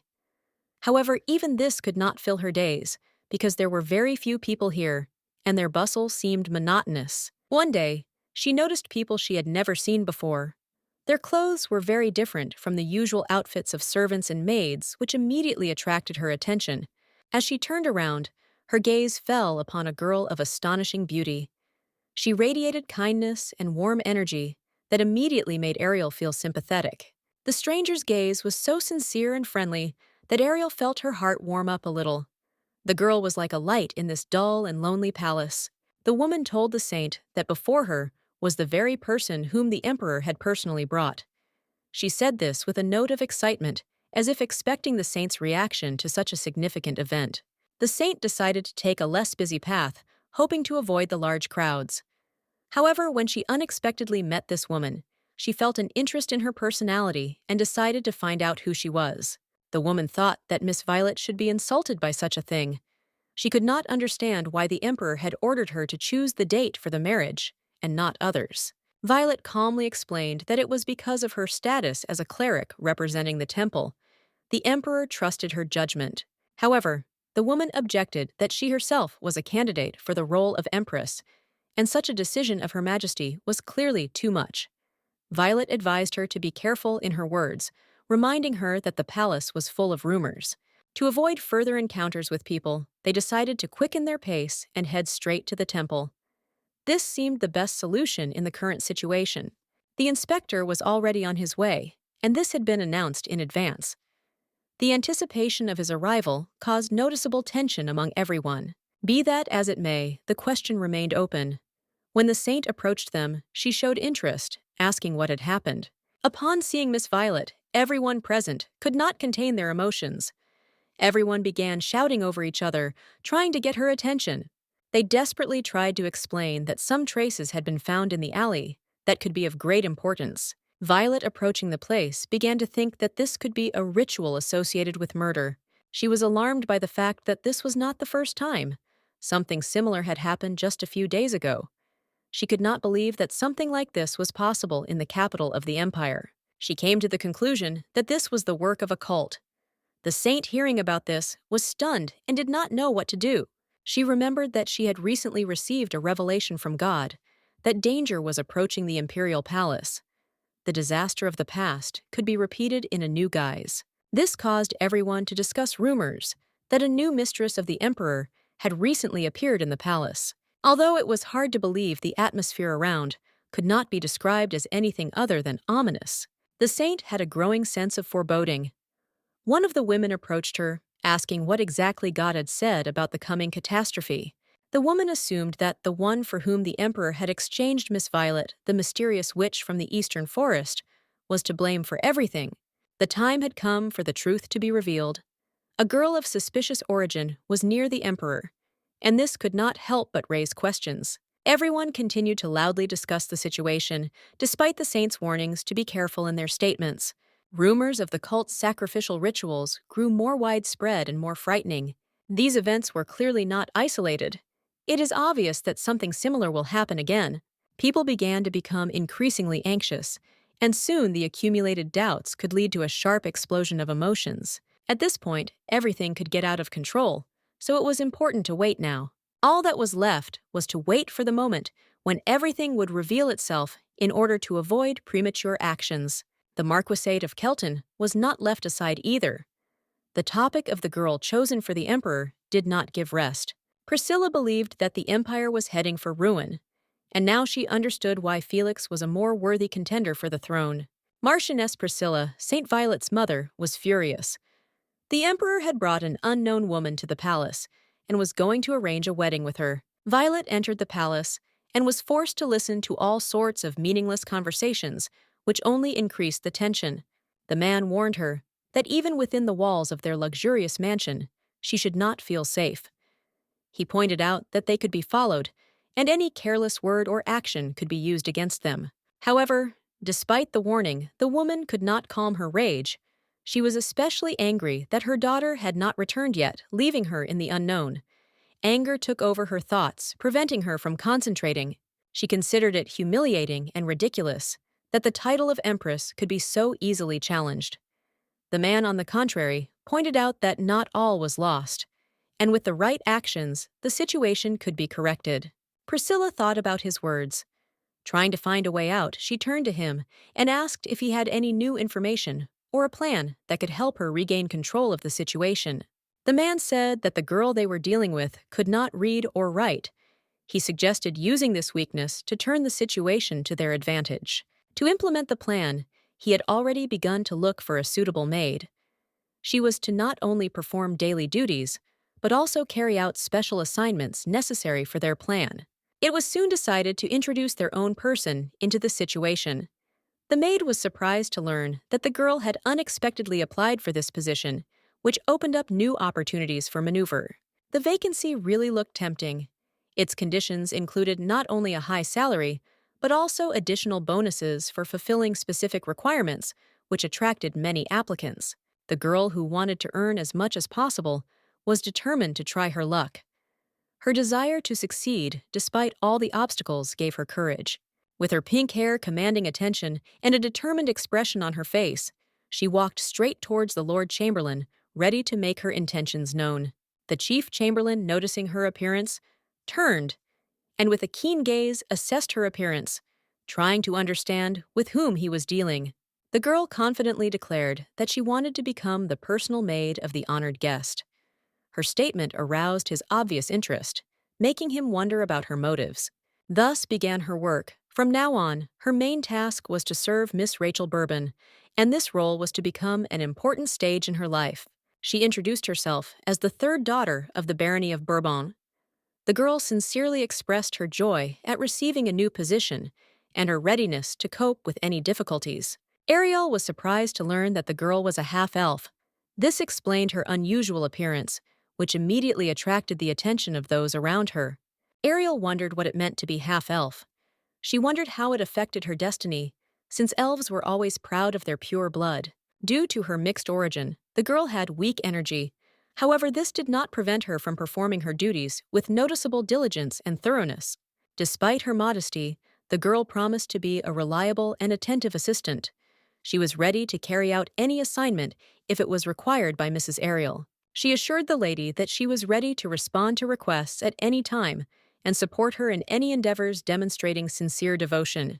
Ariel briefly considered whether she really wanted anything from her new assistant. She was consumed with thoughts about how best to exploit the situation. At this time, the maid brought a refreshing drink. This attentiveness surprised and pleased Ariel, leaving her with a good impression of the new maid. Feeling thirsty, Ariel was pleasantly surprised by how quickly the girl guessed her needs, even before she realized them herself. The girl's attention to detail was admirable. Ariel knew that such care was unforeseen, but it was clearly trustworthy. Ariel slowly opened her eyes, feeling pleasantly relaxed. Her sleep had been deep, and she had finally had enough sleep after long days of stress. The thick curtains blocked out the bright light, helping her to prolong the morning calm. The maid was already there, as if she had sensed her mistress awakening in advance. She brought a basin of water so that Ariel could refresh herself. Her actions were clear and habitual, as if she had anticipated her mistress's wishes. Ariel jumped in surprise when she heard the maid's voice. She offered to wash herself, which involuntarily frightened the mistress, as she did not expect to see her so close. Ariel wondered if this behavior could be called a premonition. More likely, the maid had simply been watching her closely for the past hour, studying her every move and gesture. The maid's gaze penetrated straight into the soul while remaining absolutely dispassionate. Ariel could not understand where this girl got so much cold confidence from. The constant feeling of being watched made her feel strangely uneasy. Even when she was nearby, the maid managed to remain unnoticed. It was alarming and made her wonder how she could escape such watchful attention. Ariel felt a little uncomfortable with the endless scrutiny. She began to wonder if there was a way to escape the stare that seemed to follow her everywhere. To distract herself, Ariel decided to go to the Imperial Library. She thought that there she could safely hide from the maid's eyes. In fact, her goal was simple.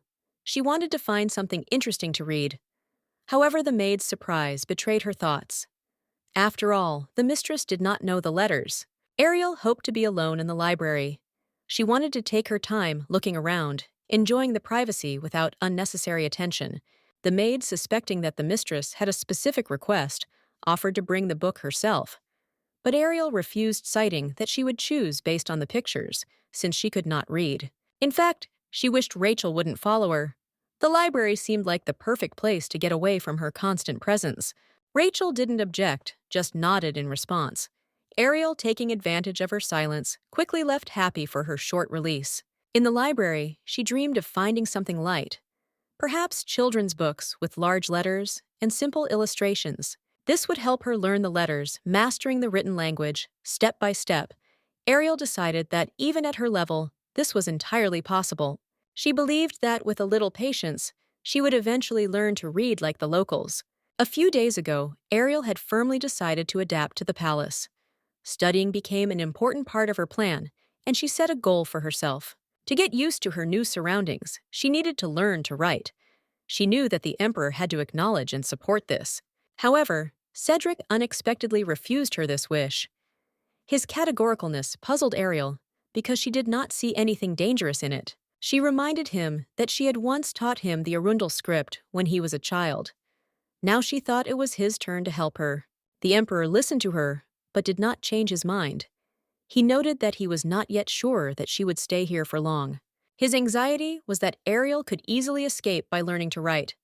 This made him restless and caused him internal conflict. Cedric seemed to be struggling with himself, his face reflecting anxiety and deep inner pain, as if from an old unhealed wound. Ariel began to suspect that his past, where he had been rejected, still tormented him. Her thoughts became increasingly disturbing. She thought he had long since forgotten the insults, and she had not thought he could be so vulnerable. Now his condition aroused her compassion. Besides, she noticed that he did not seek to isolate her completely. His words about a personal maid gave her some freedom. He promised that if she had a maid, she would be free to roam the palace. This even included the opportunity to visit the library. Ariel hoped that Cedric hadn't banned her from the library. If so, she would be able to study writing in peace. She decided that learning would be her personal initiative. She just needed to start small, and over time, she would master all the intricacies. At first, she learned simple words like rabbit. Each new symbol was a struggle, but the result was joyful. She also learned how to spell dog. Ariel was confident that by gradually memorizing the letters, she would master the general principle. Her studies were interrupted by an unexpected guest. Someone approached and caught her attention, bringing her out of her immersion in the text. The girl was greeted by a child with a sweet smile, and she was momentarily confused, not understanding where this charming creature came from. The boy looked so friendly that she involuntarily felt a feeling of warmth. The child said that his teacher had told him to ask the dear guest a question. He said this with such enthusiasm that it became clear that this matter was extremely important to him. The boy was delightfully charming. In his wizard-like robe, he resembled a young wizard. Judging by his age, Ariel assumed that he was most likely just beginning his training. Ariel decided to clarify what the question was about. She leaned slightly towards the boy to show her attention, expecting to hear something curious. The young student said that the teacher wanted to ask her about the book that the Archmage Ashildr had written, and that His Majesty had brought to the palace. The boy's voice sounded with obvious admiration. Ariel realized that they were talking about the book that had caused the recent riots. Her words surprised her, and the boy, noticing her reaction, was surprised in response, and asked again if he had understood correctly. The girl stood up and, with firmness in her voice, explained that the book had been destroyed. It no longer existed. She said directly that it had been burned and no longer existed. Hearing this, the boy was completely confused. He looked stunned and continued to insist that such a thing was simply impossible, as if hoping that it was a mistake. Ariel calmly replied that it was possible since the book had originally belonged to her. She then gently suggested that the boy return to the teacher so as not to waste any more time. However, she suddenly stopped him, noticing something on the lining of his robe. It turned out to be a magic circle, which seemed especially interesting to her. Ariel knew that such circles were activated by transforming magical points into a single system, but Sidi's method seemed to be different from her own. She noted that special items or scrolls were often required to activate magic. However, this was the first time she encountered a magic circle engraved on the fabric of clothing. Intrigued, she asked the boy if she could take a closer look at his robe. He readily agreed, explaining that the magic circle helped regulate the wearer's temperature. Ariel noticed an unusual solution. The circle was connected to the magical power of the owner, allowing him to independently control the process. But she warned that using such a circle requires a significant expenditure of mana, and advised not to abuse it so as not to deplete your resources. The boy said that he only uses the circle in extreme cold or heat because it is not fully drawn, which requires more force to work. Because the circle was incomplete, maintaining stable operation was expensive. A large amount of magical energy had to be channeled for comfort. Ariel explained the entire algorithm of work to him, adding that she could complete the circle. The boy did not understand anything from her words, but soon saw the result. After completing the circle, the energy consumption was minimal, and its activation was required only once. The boy was delighted with this simple but effective improvement. Even with his weak mana, the temperature remained stable, and he couldn't hide his joy. It seemed like a small line had transformed everything. He noted with admiration that the guests were well versed in magic despite her modesty. To the boy, she seemed surprisingly skilled and benevolent. Ariel, feeling awkward, admitted that she was simply curious about the new magical construct. She didn't want to attract too much attention. She suggested that the boy keep it a secret while she got used to the palace in order to avoid unnecessary conversations. The boy didn't understand why this was important, but Ariel explained that if anyone asked, he could say that he discovered it himself by accident. She hinted that revealing secrets could end badly, and the boy realized that she was serious. He assured her that he would not tell anyone. The child promised to keep everything a secret, realizing that the guest was counting on his restraint. They said goodbye, and Ariel felt relieved, confident that the boy would keep his word. She was amazed at how magic was introduced into everyday life. Rachel approached her, and seeing the result, noted Ariel's skill. Rachel's expression was filled with genuine surprise, which made Ariel feel embarrassed. She didn't want to stand out. Remembering that Rachel had been there the whole time, Ariel knew she needed to be convinced to keep quiet too. It felt like Rachel had vanished into thin air while she was getting carried away. They were deeply shocked to learn that the boy had an advanced robe. For wizards of his level, this was something incredible and almost unattainable. No one understood how just one line in the magic circle could cause such a strong effect.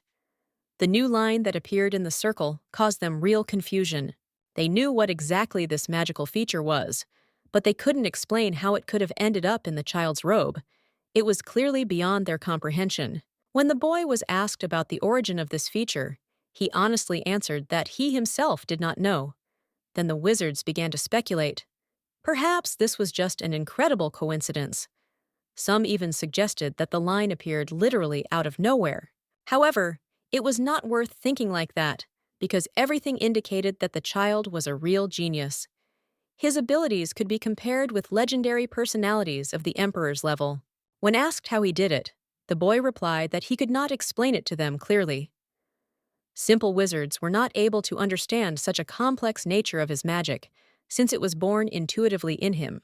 The wizards began to think that they had a real genius in front of them, and the boy remembered how the mistress once advised him to keep such abilities a secret, which made him think about his future. Realizing the situation, the boy came to the conclusion that he had made a mistake. He felt an internal conflict. Should he tell about his powers or keep them a secret? The decision seemed extremely difficult to him. The emperor, hearing about the commotion that had occurred in the Tower of Magicians, wanted to find out what had happened. He expressed surprise that even minor changes in the magic circles could cause such a storm of emotions.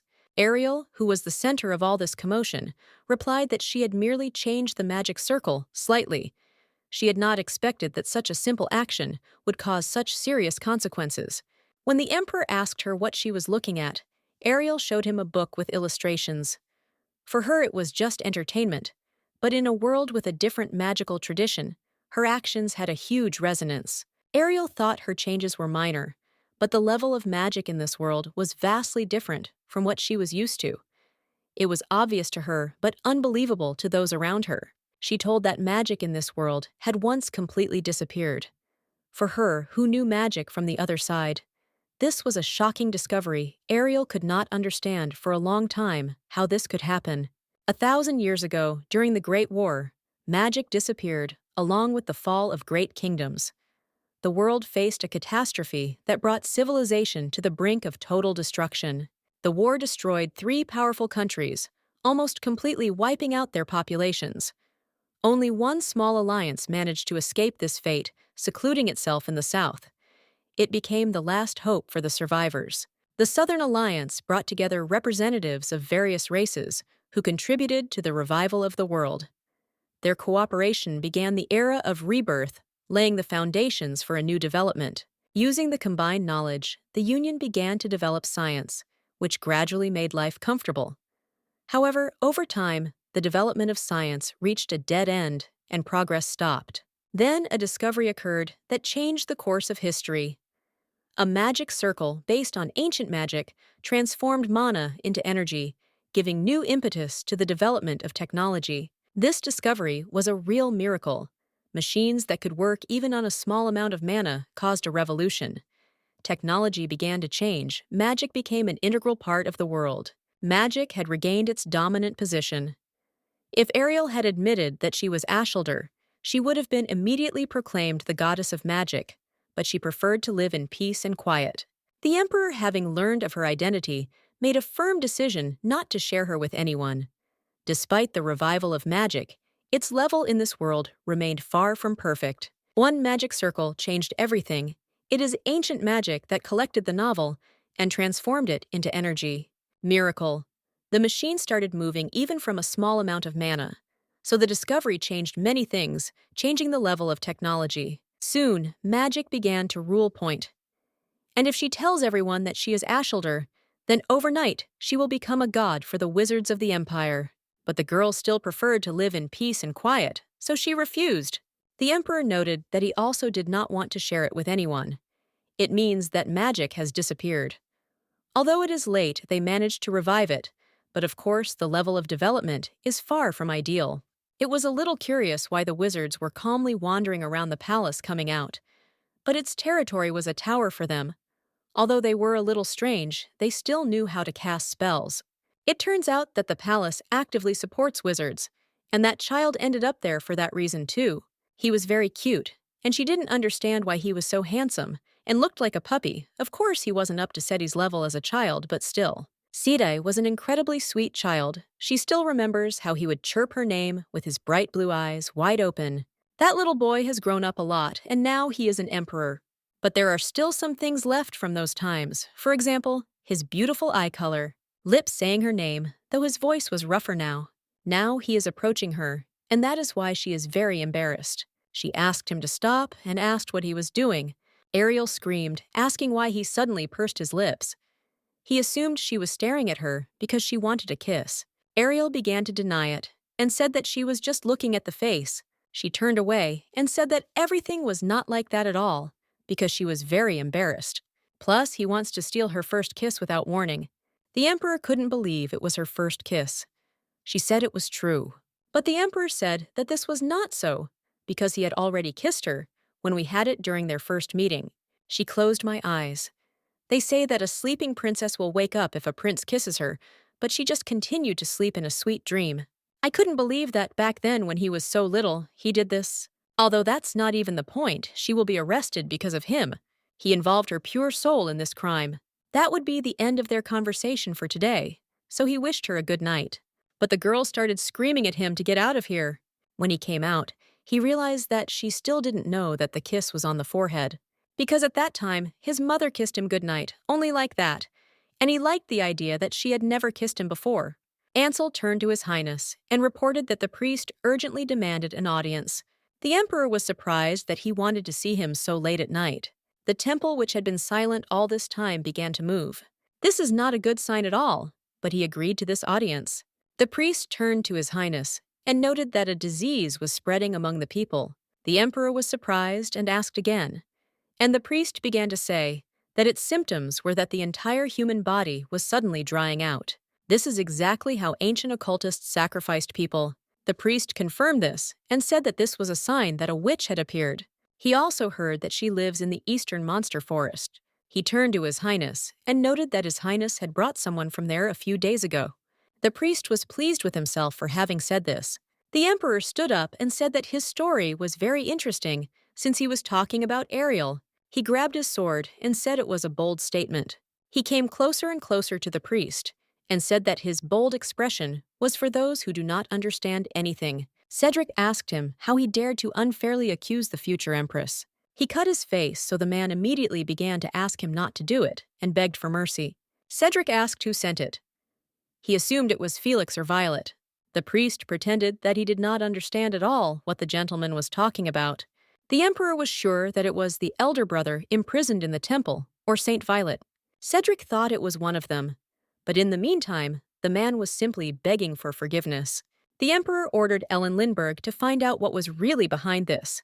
The priest did not understand at all where they were dragging him. He asked to be saved. The emperor was shocked that they dared to drag Ariel here. It seems it's time to restore order to the temple, and it's best not to delay. Many people were talking about the fact that the guest, His Majesty, is a witch.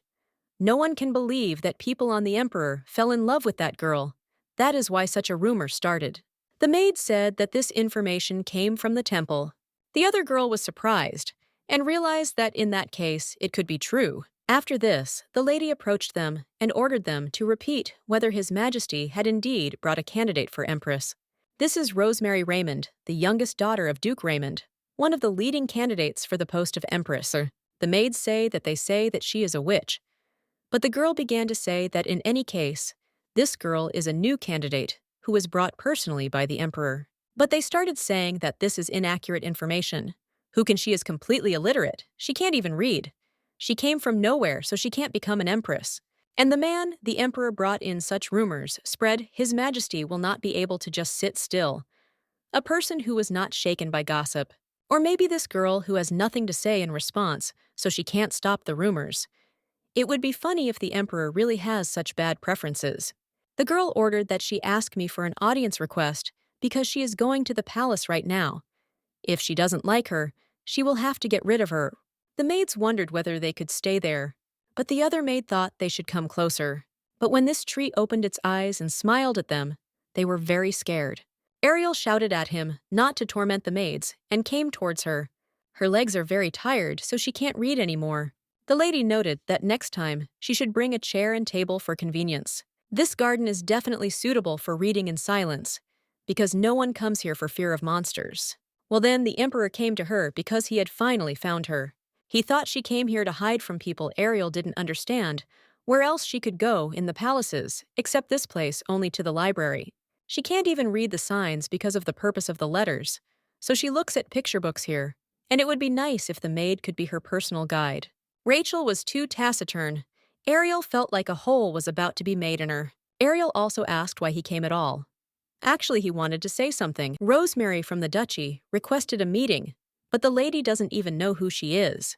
The emperor noted that this was one of the candidates for the post of empress, but they called themselves that. Ariel was immediately delighted because it turns out that there are already candidates and said that this is very good.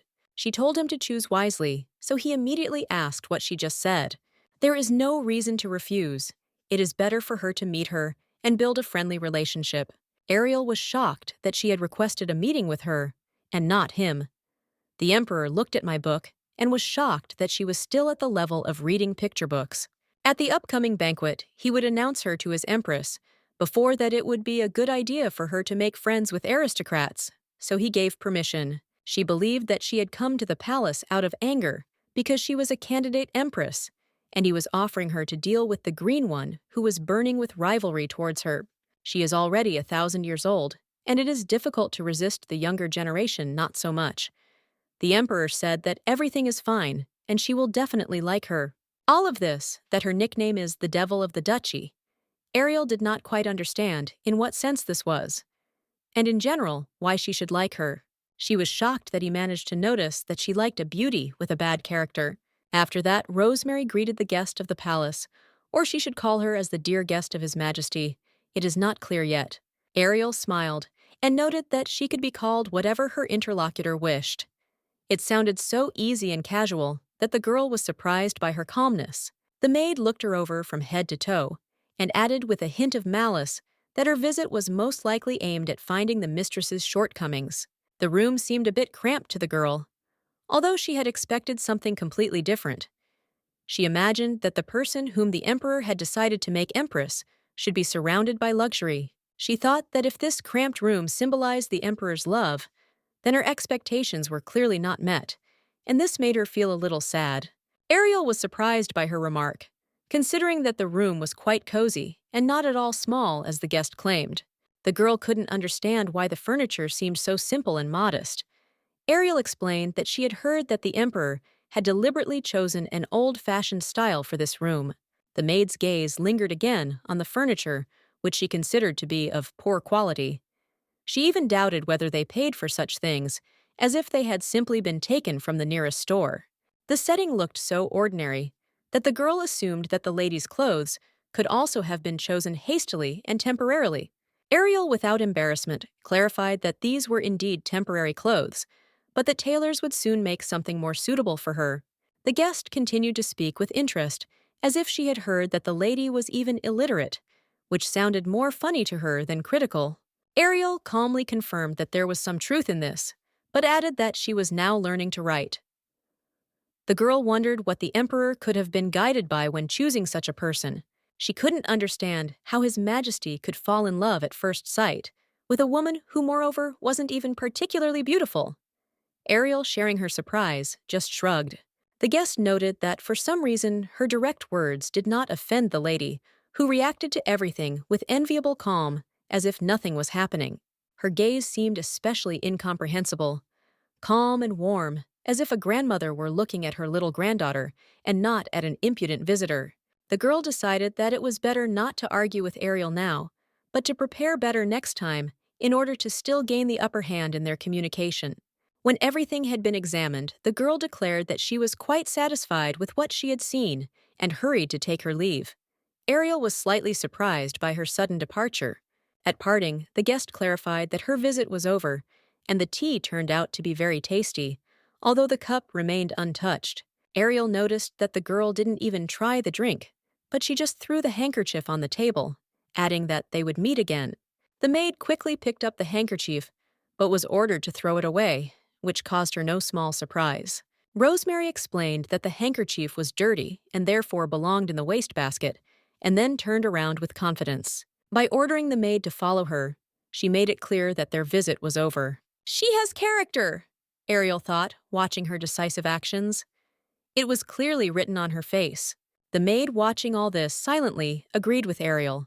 The rumors about this lady's difficult character were clearly true and did not need additional evidence.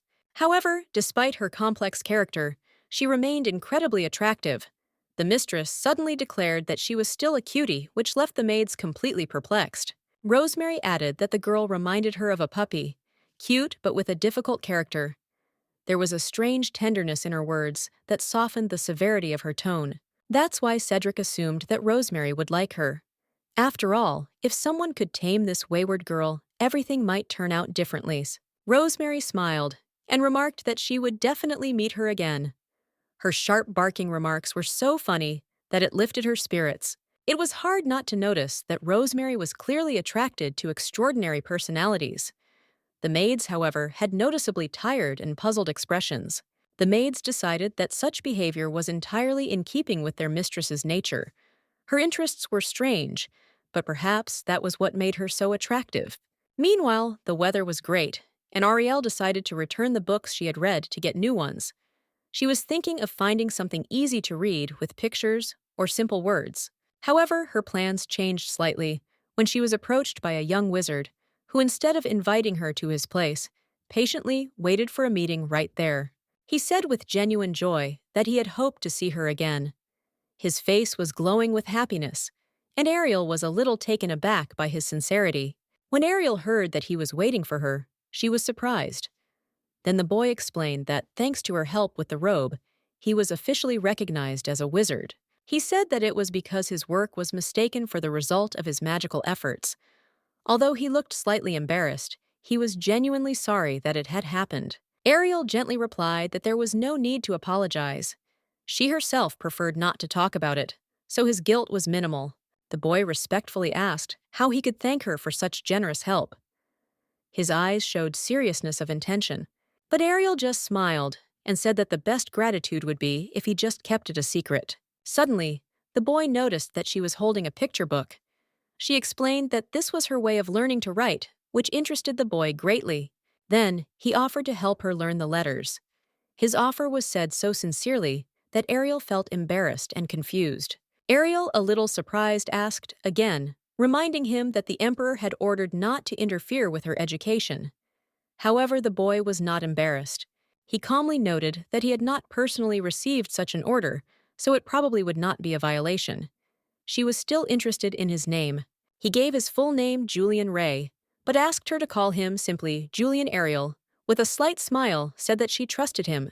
She found his kind and gentle nature charming, and his puppy-like hair reminded her of Cedric as a child. Cedric was also very cute as a child, which made her smile slightly. She decided it was better not to develop the topic. The maids looked at each other silently when they heard her words. They understood that the mistress saw things in her own way, but it was better not to discuss it out loud. Her views could embarrass anyone. During their training, Julian noticed how quickly Ariel grasped new things. Her ability to learn the alphabet in such a short time seemed amazing to him. He couldn't help but praise her, saying that she was amazing. Her progress amazed even him, because she began reading easy texts almost immediately. Ariel listened to the praise with pleasure, and immediately asked if he had any books about magic. She had long dreamed of reading something like that to learn more about the magical world. The boy explained that such books exist, but they are kept in a tower where outsiders are strictly forbidden to enter. Ariel thought about it, understanding the complexity of the situation. She thought that mages were really introverts, to guard their secrets so carefully. So she asked if there were any books about ancient lands like Arendelle. Julian perked up and said that there was a shop in town where you could find artifacts and books from the ancient world. This place was famous among the aristocracy. Ariel was shocked to hear that such unique items were being sold openly. Her interest in the place only increased. Julian said that you can find not only books and manuscripts there, but also furniture dishes and other items that are antiques or imitations. This place is really popular among aristocrats, and almost everyone knew about it. Julian added that this place is especially interesting for those who love antiquities. Ariel asked where the shop was, assuming it was far away. However, Julian said it was nearby. You can immediately get to the street you need when you leave the palace. Ariel suggested going there right now. Julian, a little confused, reminded her that she might not be allowed to leave the palace. She brushed off his words, claiming that it was just a short walk nearby. The maids standing nearby were stunned by her frivolity. The maids hurried to pass this information on to their superiors, hoping to prevent any possible trouble. At the same time, they tried to persuade the mistress to return. However, Ansel caught up with them on the way, hurrying to say that His Highness was currently at a meeting. This clearly upset Ariel. She sighed in disappointment, noting that it would be great to go with him. But she quickly decided that there was no point in delaying and would go on her own. Ansel, however, tried to stop her, reminding her that she couldn't go out alone. Ariel slightly mockingly asked if she really needed anyone's permission to go for a walk now. Ansel explained that this was not entirely true, but added that if His Majesty found out about this, the situation could change significantly. Ariel just chuckled and said that, in that case, the Emperor should wait. There was confidence in her voice that she was doing the right thing. She told him to tell the Emperor that if he was obedient, she would bring him a gift. At the same time, she asked if it was possible to send the bills to the palace for payment. Ansel, realizing that it was impossible to convince her, gave orders to the knights to follow the lady to ensure her safety. Indeed, Ariel was a problematic person. Ansel had heard that there had been an increase in the number of noble ladies being kidnapped on the streets lately, and was concerned about her protection. The shop was filled with a variety of Arundel items, each shelf and display case reminiscent of a bygone era, where sophistication and luxury were at their height. The man who was following the lady was sure that she was looking for something specific, something that could stand out from other things and have special value. The lady specified that she needed a book on magic, hinting that her interests went far beyond the ordinary. This slightly surprised the seller, but he did not ask any unnecessary questions. She remembered Rosemary's words, who once remarked that her furniture was too simple. This hurt the lady, and now she was thinking about radical changes in the interior, so she said she would start by replacing the furniture. Even if it was imitations, it was important to create an atmosphere that reflected the era and style of Arundel, despite its age. She added that the Arundel era ended more than 1,000 years ago, but its style still seems incredibly modern and elegant, worthy of repetition. Suddenly, the lady heard a familiar voice, asking what brought her to this place. It sounded friendly, but a little mocking. Rosemary stood before her and noted that her comments about the furniture seemed to have hurt her feelings. However, she praised the store's choice, emphasizing that Arendel's furniture was truly luxurious. Ariel smiled and assumed that Rosemary had come to buy furniture too. She found the idea curious, but slightly comical given her friend's style. Rosemary said she could handle it herself. In her opinion, the main thing was good taste, not just choosing expensive things. She sincerely doubted that Ariel could handle it. Taste, she added, is formed from a young age and is not something that can be acquired or developed quickly. Ariel listened with understanding, agreeing with some of her words. The lady extended her hand to Rosemary, but she immediately pulled it away, considering it a mockery. Her reaction was funny, and Ariel could not hide her joy. Ariel genuinely found Rosemary cute. Her reaction, full of emotion and a little childish resentment, only added to her charm. Ariel's attention was drawn to an old box. Inside was a counterfeit relic of the lowest quality.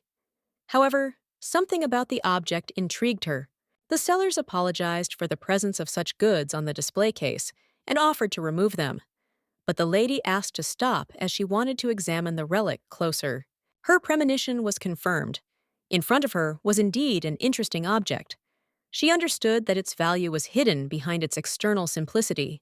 At that moment, Rosemary walked over, noticing that Ariel had once again chosen something that looked like the worst possible option.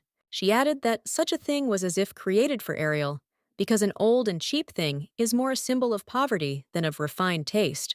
Ariel thought about her words, but decided to find out the value of this thing. Perhaps its hidden value would justify the interest. The sellers explained that the item is not for sale. Its age makes it difficult to assess, so there is no exact price. However, Ariel was sure that sooner or later they would change their minds when they learned the true value of the relic. She decided to obtain confirmation of the purchase. The seller, seeing her persistence, agreed to clarify the price, although he himself did not seem to understand why she needed it so much. Rosemary was shocked. It seemed absurd to her to spend money on such an old object. She thought that Ariel's taste clearly left much to be desired. Despite the criticism, Rosemary couldn't help but admit that she had a weakness for such things herself. She had no choice but to accept it. Ariel turned to Julian, asking if he felt anything unusual about the pin. His opinion might shed light on a lot of things. The boy replied that it was just an old hairpin, and he didn't see anything special about it. Perhaps its magical properties were still unknown to the world. Ariel decided to test her hunch. She asked Julian to infuse magic into the hairpin to see if it could reveal its secrets. She gently guided his hand, helping him draw the magic circle. Ariel felt that this could work, and she expected the result. When the magic circle was complete, the hairpin began to glow, confirming that her guess was correct. Julian noted that the glow was not pleasing to the eye, and Rosemary stood there confused, not understanding how this had happened. Ariel mockingly asked if Rosemary liked it, hinting that she might benefit from studying antiques more deeply than Ariel herself. Rosemary got angry and decided to leave. Her irritation was visible, and she clearly had no intention of continuing the conversation. Ariel just smiled, thinking again that Rosemary looked even cuter when she was angry than usual. As Ariel was leaving, she heard a noise from the street. Something was clearly happening, and it caught her attention. She looked out and saw several men taking Rosemary away. She was resisting and screaming loudly, demanding to be released. The men didn't hold her too tightly, but her screams were attracting attention. She clearly felt in danger. Ariel was outraged, saying that the men had decided to kidnap her dog right in front of her, which was brazen and unacceptable. Princess Serenial's head ornaments a magical item created by Arundel technology for the heirs to the throne, and this hairpin is not only an ornament, but also a weapon. The man's leg doesn't move at all, so they started screaming and asking who she is.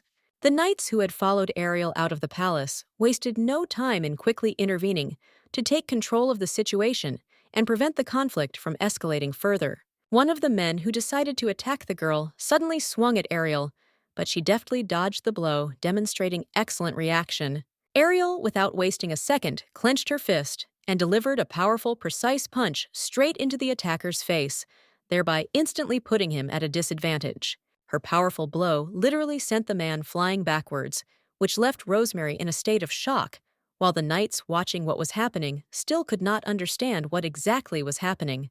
The stunned men, not realizing who this unusual girl was, quickly decided to flee, trying to disappear from sight as quickly as possible. Ariel shouted loudly to the knights that the enemies were escaping, and they immediately rushed in pursuit, intending to catch up with and detain them. One of the men was pleased that the girl had fallen behind, and he was able to hide in a secluded place where he thought no one would be able to find him. However, to his surprise, the emperor was already standing right in front of him, whose servants immediately seized the fugitive, not giving him a chance to escape. The prisoner was immediately thrown to the floor. When he came to his senses and tried to comprehend what had happened, his consciousness was still foggy. When he finally managed to see what was happening clearly, he realized with horror that the emperor himself was standing before him, instilling fear with his very presence. The emperor, looking at the fallen enemy, coldly remarked that, as expected, the rat had finally fallen into the trap. Ariel birthed so that everyone would get out of the way, because everything was running away. It was a criminal who wanted to kidnap the lady. She didn't understand why they weren't catching him, or why knights in general were more important to them than the safety of an honored guest. First of all, she has to be here because other places are dangerous. They will deal with a dangerous criminal. Rosemary came to ask why the mistress was such a good fighter. Ariel didn't quite know what to answer. Her powers improved during close combat in the war, but she was constantly fighting with her brother. She grew up with him, and they fought all the time, so she was used to it. Rosemary was surprised by her skills and began to believe that she had captured His Highness of Power, and she was sure that this was exactly what happened. She thought it was just incredible, but the lady said that it couldn't be. But the redhead said that there are ancient, long-extinct bulls when girls hunt guys, catch them and make them their husbands. Ariel told her not to change the subject, and it looked like she wanted to tell her something. Rosemary said that she didn't want to at all, and so they would see each other later. The girl was shocked that it was so difficult for her to thank her, but she was already ready to wait for them at the next meeting. It was time for her to go to the palace, but suddenly she met the emperor. She was surprised when she saw him. He was also dragging this bastard with him. She was surprised and asked who it was. She also noticed that this man looked very similar to the kidnapper she had recently let escape. The emperor asked if this scum had really done this, and remarked that it was his trophy. It was her gift he caught it for her. Ariel said she didn't need such gifts, and couldn't believe that he actually caught it himself. His face is pretty, like the face of a cat that has caught a mouse, and also brings useless gifts. The emperor noted that he already had enough trophies, and there was no need to leave him alive. Ariel wondered what he was going to do with it. For some reason, the atmosphere became very serious. She turned to the emperor and said that it was very good, that if there was useful evidence, each one could be interrogated separately, so he should be left alive. The emperor said, "Let him live." The men began to say that she was doing a great job with his great he. She had the reaction of an honored guest of no ordinary person. Since they are here, they can go shopping together. After all, she was here before to buy something for herself. The men started talking about what to do with this man, and the commander said that, as always, he should get rid of them. Rosemary was almost kidnapped by fanatical sectarians, and this was reported to the saint. It's a pity, since that's how it is. If everything had worked out, then it would have been possible to get rid of her forever. Lately, she has been hearing more and more about sectarians, a murder in the capital. It was a sacrifice. They say that aristocrats with good blood are of great value. Among the rumors were talks about a girl that the emperor brought. They say she is a witch of the sectarians, and it seems that the emperor fell for the witch's spell. The girl believed that it was her mother who caused these rumors to spread. She wondered what she was going to do, but her mother said that it was better for her to remain ignorant for now. She must, while she organizes a wonderful stage for her and erases everyone who is aiming for the place of the empress, which I and her daughter must take. Ariel was in the garden where Rosemary's tea party would be held, but she didn't understand why not in the duke's estate, but in the palace garden. The emperor noted that today she went alone, but next time it was impossible. She had to be in the palace, or he would go with her.